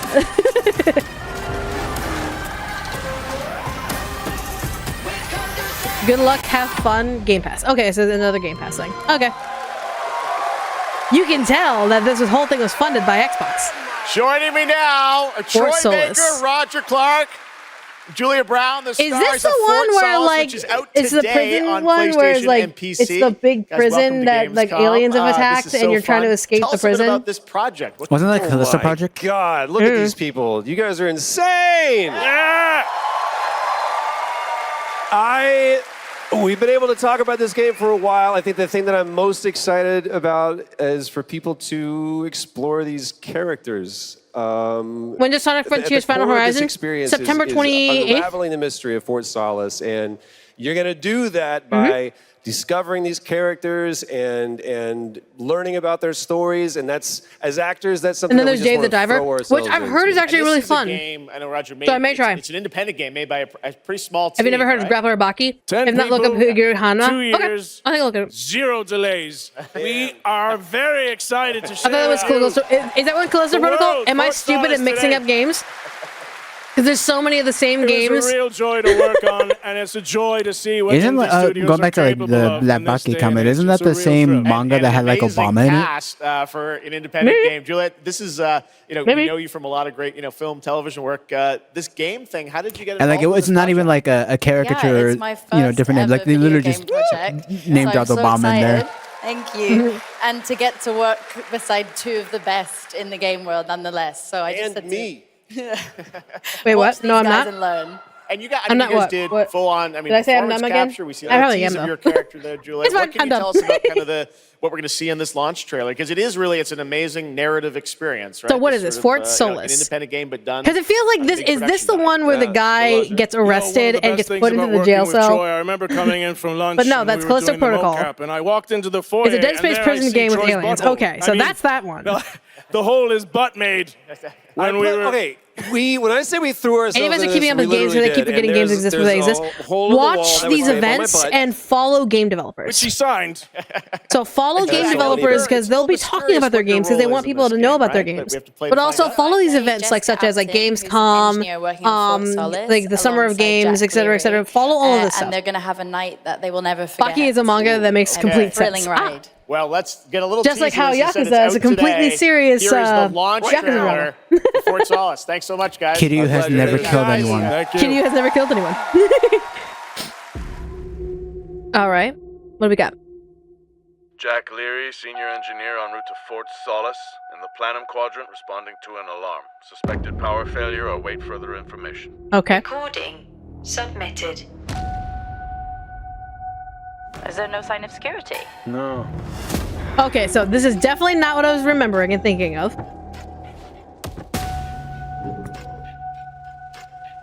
All right.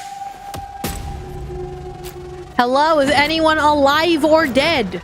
Knock 3 times if you're alive. Groan in pain if you're dead. You need to leave and let Central handle it. Oh.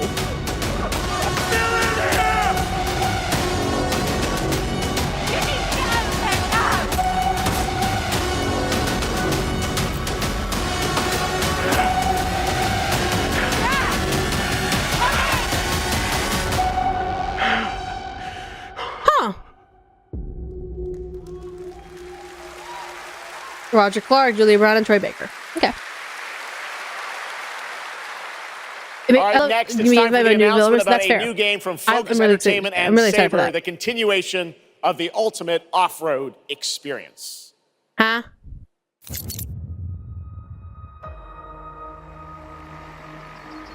Focus Sim series, okay. Behind all great discoveries lies a journey. A journey of what?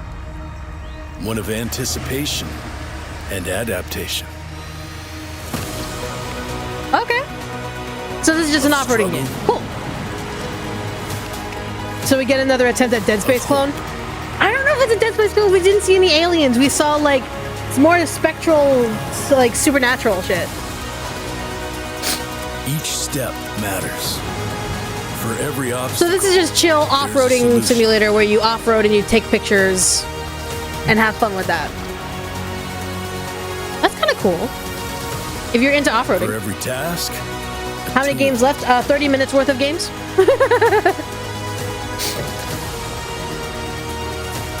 PlayStation is pushing all these games. The PS5 is too fucking expensive. So yeah, I got lucky getting the PS5 when I did. Because I was following someone who dropped a link for it, and I'm like, grab.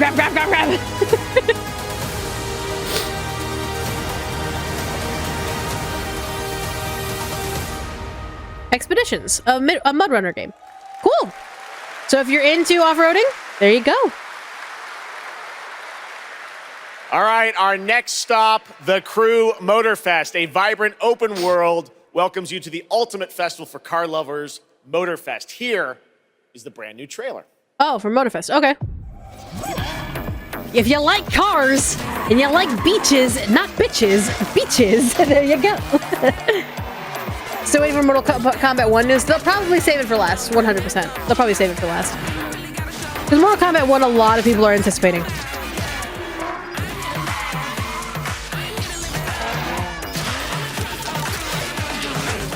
No, not gonna lie, I'm kind of like, had this like, what's the word I'm looking for? Like a craving, I guess, to play some more style racing games again, because, like I grew up playing a lot of Project Gotham Racing 2, so I'm kind of like looking for a game that can, you know, fill that same itch. It's really fair, yeah, that's fair. I have to say the special color faceplates, like $50 is a ripoff. Yeah.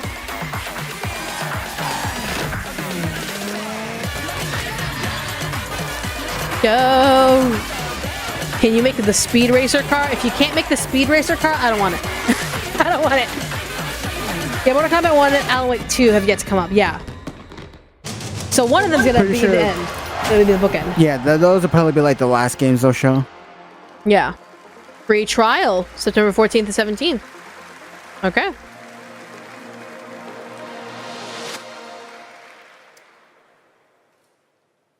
The Crew Motorfest comes out September 14th, and the brand new Lamborghini Revuelto is on the cover and playable. Am I the only one that thinks Lamborghinis are overrated? For everyone watching between September 14th and 17th.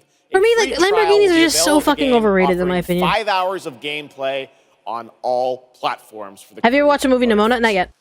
Movie definitely. Okay.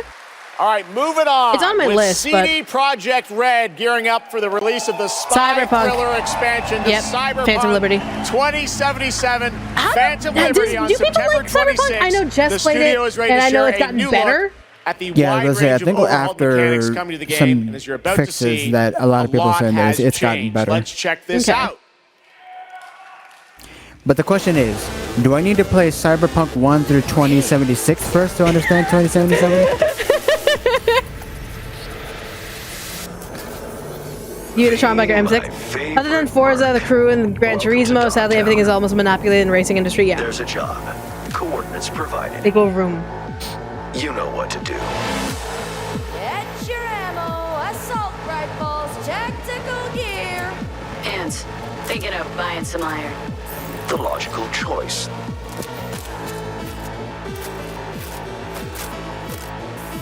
Damn. Green view. Home stretch. Okay. Getting a ripper to overclock your chrome before the fight. Okay. Not a bad idea. After Edge Runners, it's good. Okay. Okay.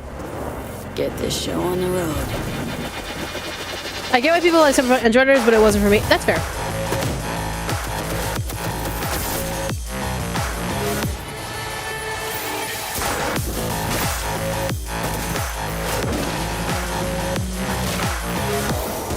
Okay, that's pretty gnarly.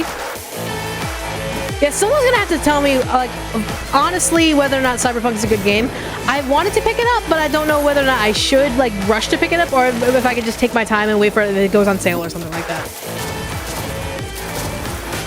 I did see an air dash ability, so I'm like, that's always a plus for me.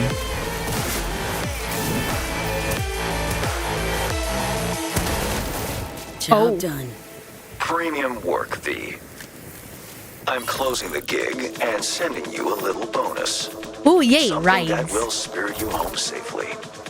Someone dispatched a hunter. Good luck. Did you see Cyberpunk Edge Runners? I did not. I've been very busy. Literally, I've had no life for the past half a year.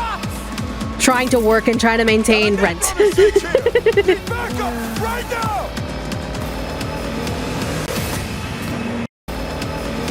Oh, that's a hiccup. All nearby units. We got a situation in Watson. Roger, dispatch. We're on our way. NC police, for fuck's sake. Your actions are illegal. Let me put it. That's why I'm doing them. No, I'm kidding. I know. That's why I'm doing. Max tech. Time to tilt out. Time to wake the fuck up, Samurai. We got a city to burn. That was close. I just can't enjoy hacking Cyberpunk as an aesthetic unless I have Digimon that I'm in. To each their own, 100%. I'm kind of like loosey-goosey as long as they don't like bastardize it. So September 26th is when it comes out. 2 days before Frontiers Final Horizon. It's so close, and here to talk a little more about what we've just seen is Yulia Primock, gameplay designer from CD Projekt Red. Yulia, welcome to Gamescom. Hello. Hey, I'm excited to be here today. Well, we're excited to get in depth about what we just saw. Violated there are the a law. lot of upgrades coming. We just saw a lot of upgrades and changes that are coming to Phantom Liberty. Where do we even start? So basically, we've prepared a major overhaul of the gameplay experience. So for example, with our absolutely redesigned perks system, we prepared many cool play styles and many cool abilities to try out. Bastardize it? Is it like, don't make it like... bullets with your katana, or just don't trivialize it and make it like a whole fucking thing. Like, let it be part of the environment. Don't just be like, oh, your life must be about this, and then just over-accentuate the importance of the Cyberpunk experience. Like, don't bastardize it like that. It seems like players, can even further customize their If Cyberpunk wasn't a first-person game, and I would play it because first-person games make me nauseous. Extremely fair. A lot about vehicles and how vehicular combat is even being upgraded, right? Exactly right. So vehicle combat is a massive addition. Players will be able to shoot their guns while driving. They will be able to use mounted weapons. Make a cool, complex game. Exactly. Make a cool and complex game. Just don't be a bastard about it. Don't bastardize it. Remotely control over vehicles to, for example, crush them or into like some group of enemies. Wow. Sorry to interrupt. One more thing is that car chases are gonna be a new, renewed experience with the revamped police system. Okay. Well, it seems like you're upgrading. I can't vehicular my car. things. And thank you so much for coming out to tell us about it. Like the trailer showed, I know you have something else to announce, though, that wasn't in the trailer, right? Exactly right. So I'm really happy to announce that a lot of what we've just seen in the trailer will also be coming to Cyberpunk base game for free for current gen consoles and PC. Okay. So there you go. 2.0 update. So 2.0 update. Exactly. All right. We need a game with emotional damage. Next month. Thank you so much. All things that should have been on day one. Here at Gamescom. Here's the thing. Too many people. Tonight we've also got an update on I have a big spiel about that. I'll wait until after Gamescom. But I have a big spiel about like day one versus like over the time updates. So. Stormgate is a spiritual successor to classic real-time strategy games like Warcraft 3 and StarCraft 2. Stormgate will feature highly asymmetric armies fighting for control of Earth's future. Pardon as I talk over this. Today we have an early look at our second faction, the Infernal Host. As a game developer, I understand that Game 1 is stupidly important in terms of game development and game release. But there are just some things that we as game developers look at and go, we think this is correct, we think this is right, and our playtesters think this is correct, this is right, our game dev team, this is correct, this is right. We release it, but then people realize that the majority of players don't necessarily like the things that we've added in, so we may need patches, we may need other stuff to update that, because we don't necessarily think that way until we really hardcore get that feedback from the majority of gamers who actually buy the game to play it. Yeah, Stormgate is yeah, so if you like that type of game, 100%, wish us on Steam. Yay! Gamescom. That's why Baldur's Gate did really successfully, because it's been developing for 6 years. It went into open access, like early access for 3 years, and they got to hear what players really wanted when they bought the game. So yeah. Playing for the Planet. Lisa? Playing for the Planet. Ooh, hi. Every time I come to Gamescom, I am amazed by the scale of this event and impressed with how each year the team continues to make steps to make it more sustainable. Yay. This is being done through the Gamescom Goes That's fair. Yeah, that's 100% fair. As well as by partnering with us at Playing for the Planet. Through Playing for the Planet, the United Nations has been working with the games industry to inspire millions of players around the world to learn more about the environment and to take actions that benefit the planet. Whether you are a gamer, a head of a AAA studio, or an indie developer, all of us can and should play a part. What matters most is that you start somewhere and collaborate, because time is of the essence. And if we don't start now, then when? For those of you who play games, many of you are already raising the bar by asking game makers to step up and act on values that are important to you. Keep on asking, whether it's for more green content or greater energy efficiency, because your voice counts. For this year's Green Studio of the Year award, we have been looking for bold, system-changing, innovative, and creative ways to tackle the climate crisis, and all nominees this year have done an amazing job. Okay. The way we win on climate change is to stop emissions from happening in the first place, and that is exactly what this year's award winner is actively trying to do. And sorry that I'm not talking over this, like this is kind of important. Like it's a big deal. The environment's kind of fucking applications are Frontier, Ubisoft, and Xbox. And this year's winner is Xbox. And here to accept the award is Phil Spencer, the head of Xbox. He's been traveling. That man's been traveling. I'm accepting this award. I didn't think anything would satisfy shareholders, because shareholders hold the money. At Xbox, here's the thing about game development that no one likes to talk about, and people love to criticize without understanding what's going on. And it's not a fault of anyone who's not in the know. It's not a fault of anyone who's been part of it or not part of it or whatever. It's the fact of the matter is that's how money works. A more sustainable place. Thank you very much. Thanks, everyone. Shareholders put in the money, and they expect things out to be at a certain time so they can get their money back. That is what it is. That's the reality of the situation. Congratulations to Phil and Xbox. But the expectation of a shareholder versus the expectation of a gamer are completely different. The gamer is the one paying back the shareholders, essentially. Last ARPGs have had an incredible year, but you're an independent studio. I actually not interested in this one. But yeah, so it's a matter of who are you going to please in that regard? Are you going to please the shareholders who are literally fronting the money that you have to pay back? Or are you going to please your gamers who are going to be paying back essentially what the shareholders put in? And with the help so, of our community, in essence, game developers kind of are at a standstill with that because you have to choose your enemy. If you choose your shareholders as your enemy, they could easily pull back the money and demand that money back, and you'd have to pay out of pocket. A lot of things that would have been paid off can't be paid off at that moment. The game gets delayed, etc., etc.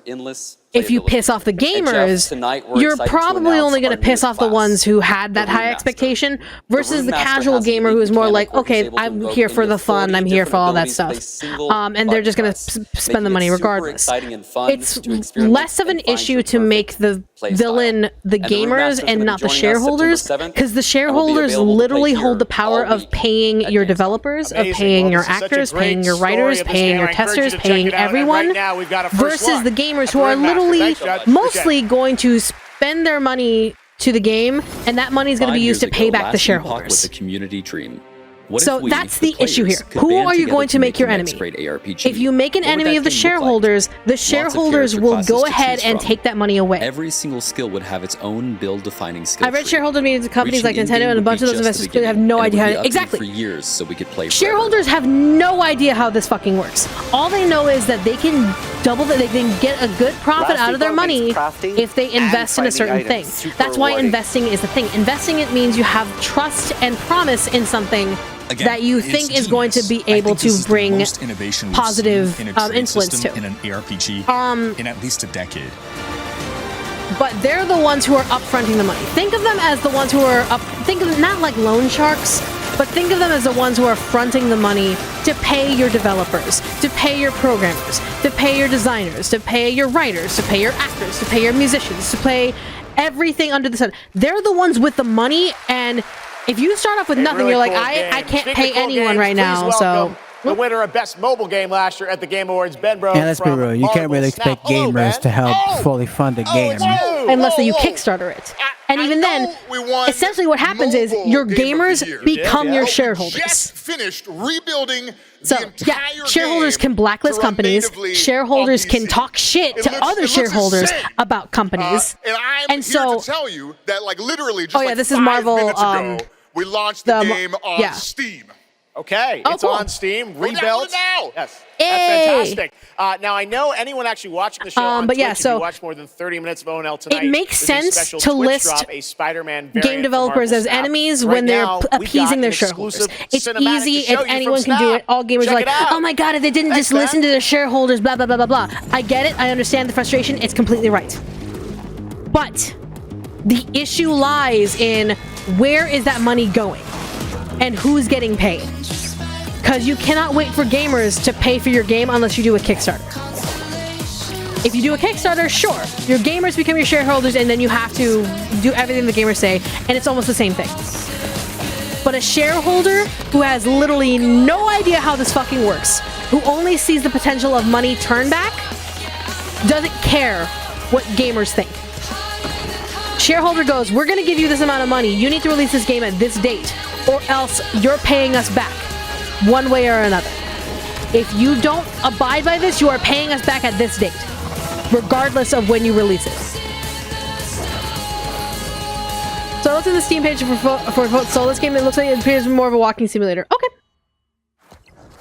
Yeah, so we can make enemies of game developers who side with the shareholders, but look at who the real enemy is.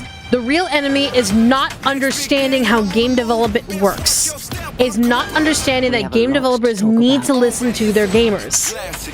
But shareholders don't care. They just see big money dollars. They see the big money sign. They put their money into trusting a project, and they expect that plus some profit back in return. That's why a lot of games fall. Because gamers go, oh, this game sucks and blah, blah, blah, because it was released too early, blah, blah, blah, all that stuff. All the shareholders, blah, blah, blah. Shareholders don't care. They're going to be like, so where's our money? Where's this money that I invested in? I invested this much amount of money into this game development, and this game was supposed to make this money. What happened? And even if the game developers go, well, we couldn't provide this, that, and the other, shareholders are going, I gave you this much money. Why couldn't you just make it work? Make it work. I gave you this much money. I'm not giving you more. We had an agreement in contract, in schedule. You would use this money this way and then pay me back this way, and you didn't follow through with it. So it's not my problem. And that's what the shareholders' opinion is. Priority subject for termination. High on the list. Shareholders see gamers as the profit. They see gamers paying for games as the walking profit. And game developers who are actually in the thicket of developing these games, of developing all of this stuff, of making things work, they're the ones who understand the trenches. They're the ones who understand the hardships and the problems and the uptick in prices that go with actually developing a game. Let's see how far they can. What you're saying is gamers should beat up shareholders. If you're ballsy enough to do it, I ain't saying one way or another. I'm just saying understand who the actual villains are. Don't yell at game developers for abiding to shareholders when shareholders are holding their investment and their money in the air. Oh, what's this? Cut deep enough. Oh, what the fuck? And they'll never fade. Or be forgiven. I ran. I begged. I stole. But I survived. Another Nexon game. Okay. This song is completely ill-fitting. Why are fantasy games just adding random modern rap hip-hop music to their games? Like, is fantasy like orchestral not enough anymore? And like, what's going on here? I don't like this new change of adding rap music to fantasy games. Yeah, I'm a silent assassin. You're just joking? That's fair. I'm listening to Armored Core 6 looks super fantastic. Ah, that's fine. It's weird. It's weird and I hate it. I want to smack every single PR person who tries to use this music choice. Please stop. Please stop adding rap music to fantasy games. Who tries to stop it. It's not cool. It's not edgy. You're not bringing in a new audience. You're just weirding out literally everyone. Warhaven. Warhaven? Okay. My favorite type of fantasy music. Hardcore rap. That was Warhaven, and the Melee multiplayer PvP game will hit Steam game devs are not the enemies unless they mistreat their employees. 100%. Next, I am so excited to welcome to Gamescom Mortal Kombat. the creator of Mortal Kombat, who's come all the way to Gamescom to unleash even more news on MK1, which ships in just a month. Please and time for me to literally black and white this entire front part in the post. I'm here, reaching far across these new frontiers. Hello, Ed. Hey, Jeff. Fancy seeing you here. Hello. Well, you we and had your a lot fucking of fun eyebrows. with Summer Game Fest revealing the first gameplay of MK, and I gotta say, every Look at that. There's like there's two fuzzy caterpillars on his head. So what did you bring to That's Gamescom? literally anyone with thick eyebrows. We brought another, probably our craziest trailer of all. You know, since we introduced the gameplay at Summer Game Fest, we couldn't believe the reaction people having to the game, and they've actually gotten their hands on the game, which has become even more exciting. I can't believe the crazy stuff people have come up with, combining the main characters and the cameo characters. It's been a Bro, ride. you're talking about the FGC. Of course they're going to be able to like come up with day one touch-up death combos. Even better idea of just how insane things get with this game. But if Mortal Kombat country music, that'd be hilarious as shit. I would laugh my ass off. Such a great asset. You guys are going to enjoy it. Here it is, Mortal Kombat 1, the brand new trailer. New trailer, okay. Outworld can be both alien and intoxicating to Earthrealmers. Okay. While our realms are at peace, there are Outworlders who would prefer us to be at war. What the fuck? General That's rude. Shao. Victor of the Tavarian War. Conqueror of the Quatan Plains. All of Outworld is grateful for his service. Huh? They're bringing back Shao Kahn. Huh? But sometimes this is before he actually has the title of Khan. Ah. Would consign us to endless war. Better that than be Liu Kang's lapdog. Did not your illustrious father teach you that war is the last resort? Do not forget that, General. And Sindel, okay.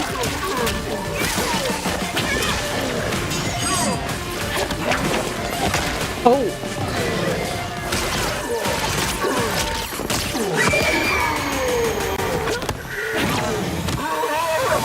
We gather once again to honor my late husband's legacy, to continue the tournament that he founded with Lord Liu Kang. Empress Sindel. Really? Okay. Let us meet your champion. Earthrealm's champion is Raiden, Your Majesty. Oh. Is it me? Or is Earthrealm's champion scrawnier than usual? He has earned his place by embodying the very best qualities of Earthrealm's people. I am ready, Your Majesty. Whom shall I face? Okay, so he still has his thunder powers. That's interesting. Well, again, like this world is just remade into like everyone has a different like position, right?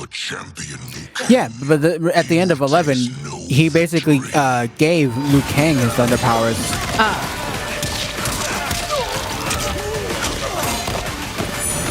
Yeah, sorry when I make this mod on WOF. Everything here is gonna be black and white. I apologize. Don't care.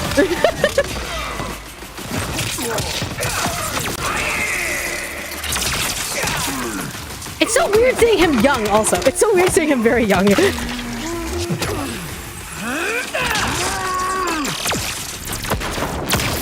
You will believe. Oh!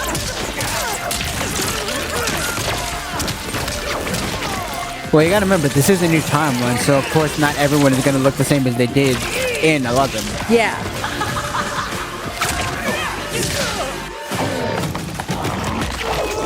Oh! Oh! Oh! Fucking donkey kicked the And he's fuck out still of you. standing? Oh! Oh! Ah! Oh! Yikes! Yikes! Yikes! Yikes! Yikes!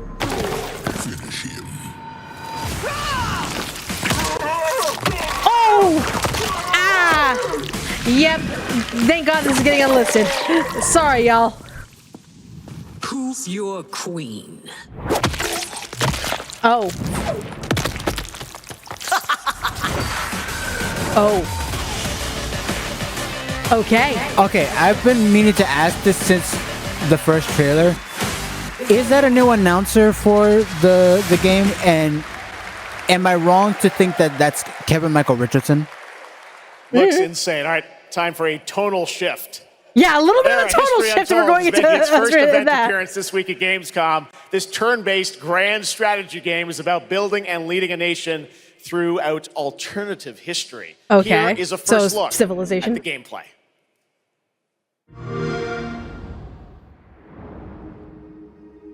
Okay. Yeah, the physical reaction is like, oh! And if you want to know, like, if you want to be caught up with MK1 story, all you need to do is just play 9, 10, and 11. That'll catch you up. Let's go back to the beginning. Where we all lived in caves. Wait. You're thinking that Mortal Kombat is too gory? That's literally been the MO of Mortal Kombat since the first fucking game. Waiting to be led somewhere extraordinary by you. All right. Uh-huh. Photorealistic. Didn't Mortal Kombat also have like real people in the like real people avatars where like real like photos of the avatars were like live action? In the first game, yeah, they did the whole like what's the word I'm looking for? They did like Return to Caveman. Return to Caveman. Have like 5 skulls come out of a guy. No, a guy still standing after going do like one of those big like bloody attacks. Like, you're still standing. How? But yeah, you're asking that way too late because it's been like that since 9. However, that's not where the Statue of Liberty goes, but okay. No, yeah, this is alternate reality, sorry. The classic games did have like mocap not mocap actors, but like people acting out the moods and stuff. Ara, story untold. See, do I want to get back into strategy games like that? I used to play strategy games like that. Do I really want to go back into it? Blizzard has had a long history here at Gamescom. Do we really want to talk about Blizzard? Okay, honk you. Pick a nugget time. For years to come with seasonal content. Their first season of The Malignant is now underway, but in a bit of a surprise, we're now about to share with you the first news on the next season coming this fall. Honk you, Blizzard, honk you. Small. Nameless people that no one would miss. Dead. Sorry, Blizzard still mistreats their people and still is sexist. Throats torn open. Honk you. Ignored. I want to play a civilization game where a caveman lives in modern times. Oh my god, that'd be Even interesting. Fear mounted like the bodies. The desperate. It should be MK0 instead of MK1. Fought to end the corruption. But they were I understand why MK1 versus MK0. I understand it though. If they're going with the clock motif, the first hour is 0 hour. It changed them. Well, also Diablo 4 General sucked. The only thing that was good was Lilith, from what I hear. The only thing that was good about Diablo 4 was Lilith. I have fought this plague the only for thing. a long time. We need something different. A survivor with all of their strengths and none of our weaknesses. Someone unexpected.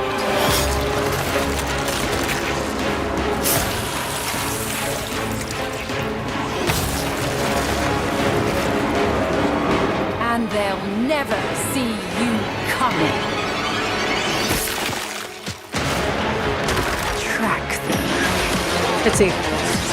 Random thought. What would you like seeing in a game about immortality, personality? I'd like to tackle the ageless immortality. Realm of darkness. In a game about immortality, I think it should be questions beyond morality.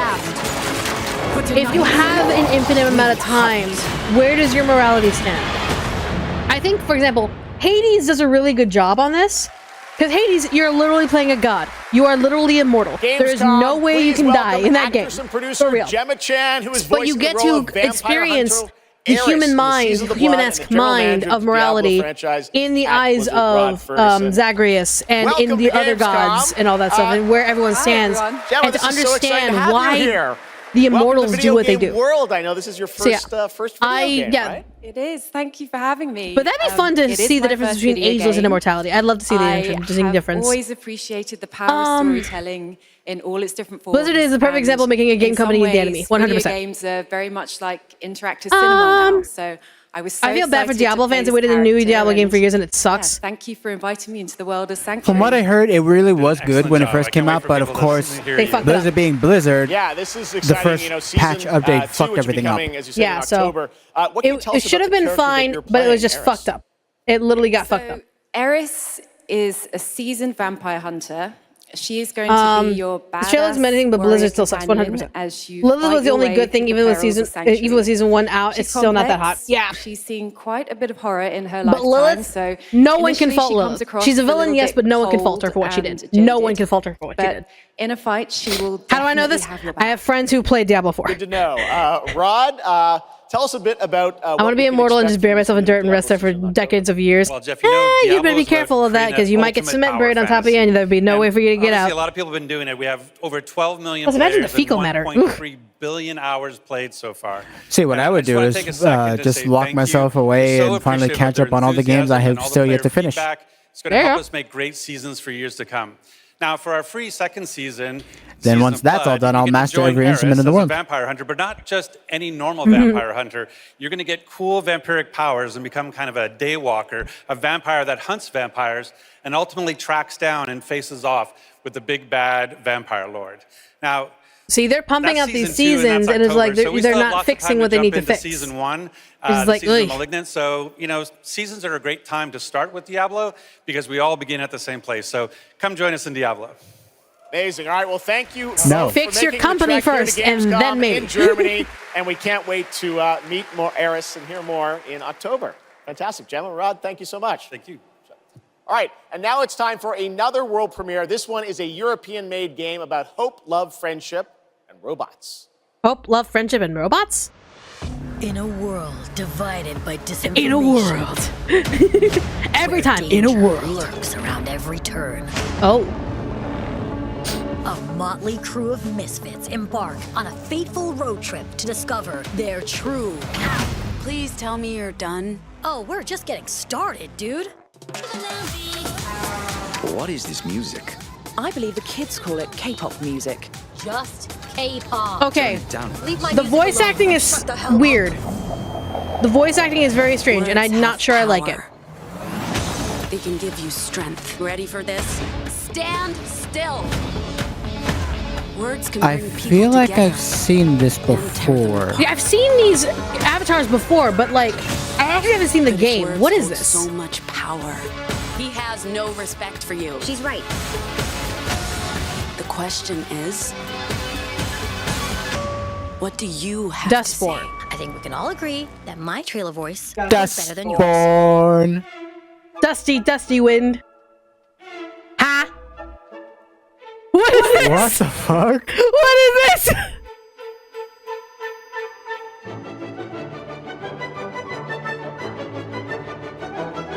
That's such a tonal shift and also a visual shift. What the heck?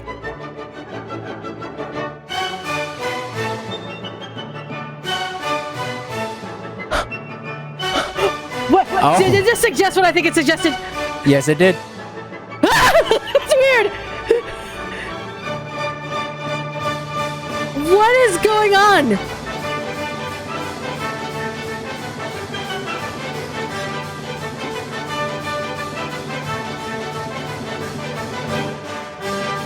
I'm so confused and yet mildly entertained. Thank goodness you're here. I'm mildly entertained. I have no idea what I just watched. That's a really fun indie game. Thank goodness you're here. And now to completely shift the tone again, I'm here with Sam Lake, who's going to take us to a very dark place with Alan Wake 2.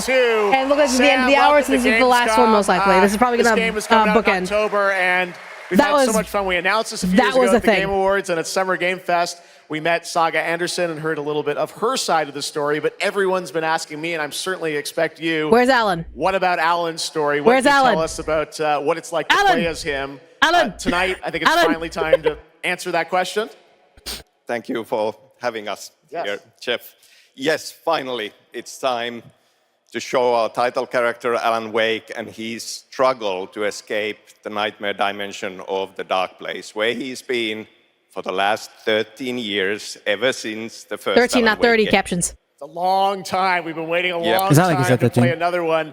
We're going to see some footage here, and I know you're actually using live action as well in it, right? And it's going to be kind of really blended together in a cool way. Yeah, the dark place is a dream reality, and it keeps drawing from Alan's mind, his thoughts, his fears, his writing, and he comes from New York City. And for years he has written crime fiction set in New York City. Yep. So now the dark place takes the shape of a nightmare in New York City.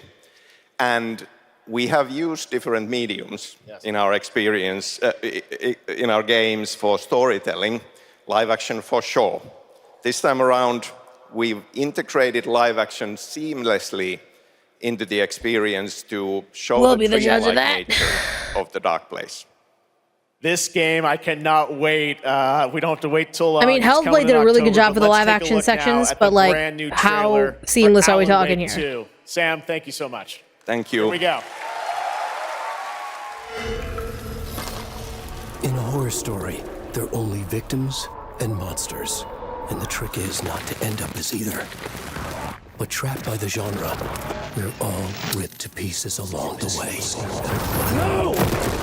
Welcome! We have a great show for you here tonight. Okay. One of my all-time favorite writers, and guests on the show. He's here to talk about his latest book.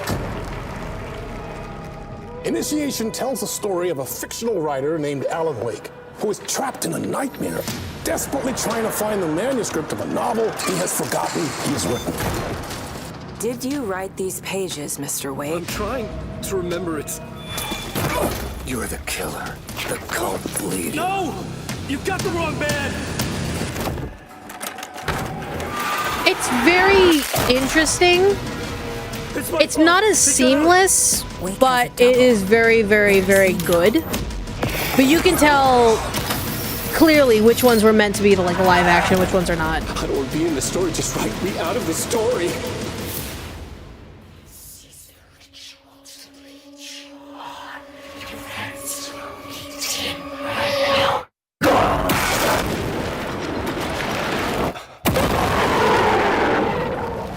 Okay. Can we kill the shadow people that repeat job jingles? Is that John Wick? No, it's Alan Wick. That looks absolutely amazing, and that's going to do it for Opening Night Live. Okay. We have so many amazing games coming this fall. I want to thank all of you for being here tonight, watching online. Jasmine, thank you for co-hosting. And I got to say, we got a lot of great games coming up. A lot of games, only a handful that I'm interested in. The rest of Gamescom, but not bad. And get ready for what's going to be quite a debate about Game of the Year. And speaking of the Game of the Year, I'm happy to announce tonight that the Game Awards will be returning live this December. And we've got a date for you. Thursday, December 7th, the show will be streaming live everywhere. It is our 10th show, which I can't believe. We've been doing it for 10 years. Oh, I'm hoping I'm not traveling that day. Peacock Theater in LA on Thursday, December 7th. I hope I'm not traveling that day for a certain thing that I can't announce yet. Oh shit! Thanks again for watching. I'll take a look at the dates and see what happens. But yeah, keep your guys, if possible, keep that date open. I may be streaming that day. All right. So that was Gamescom. Pretty interesting. That happened.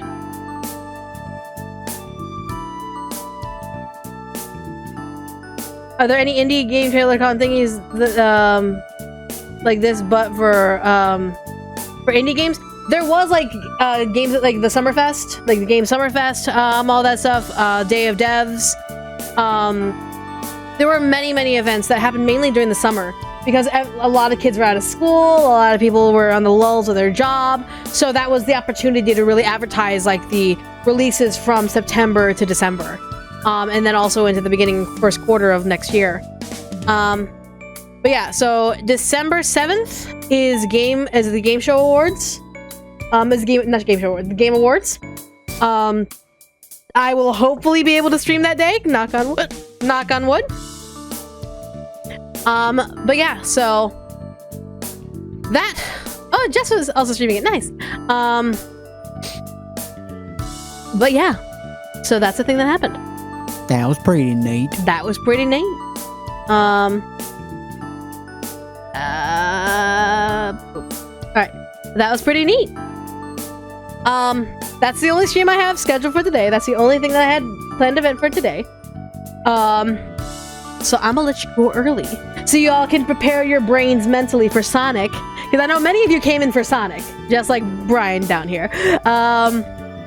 But know that tomorrow we have Rain Code, as that has been rescheduled. It was originally Final Fantasy, but we're rescheduling it to Rain Code as Brian will be at work. And then Friday will be Epic Chef. We're going to try and continue forward and try to beat the game as quickly as possible. So yeah, you all are awesome and fantastic. Thank you so much for joining.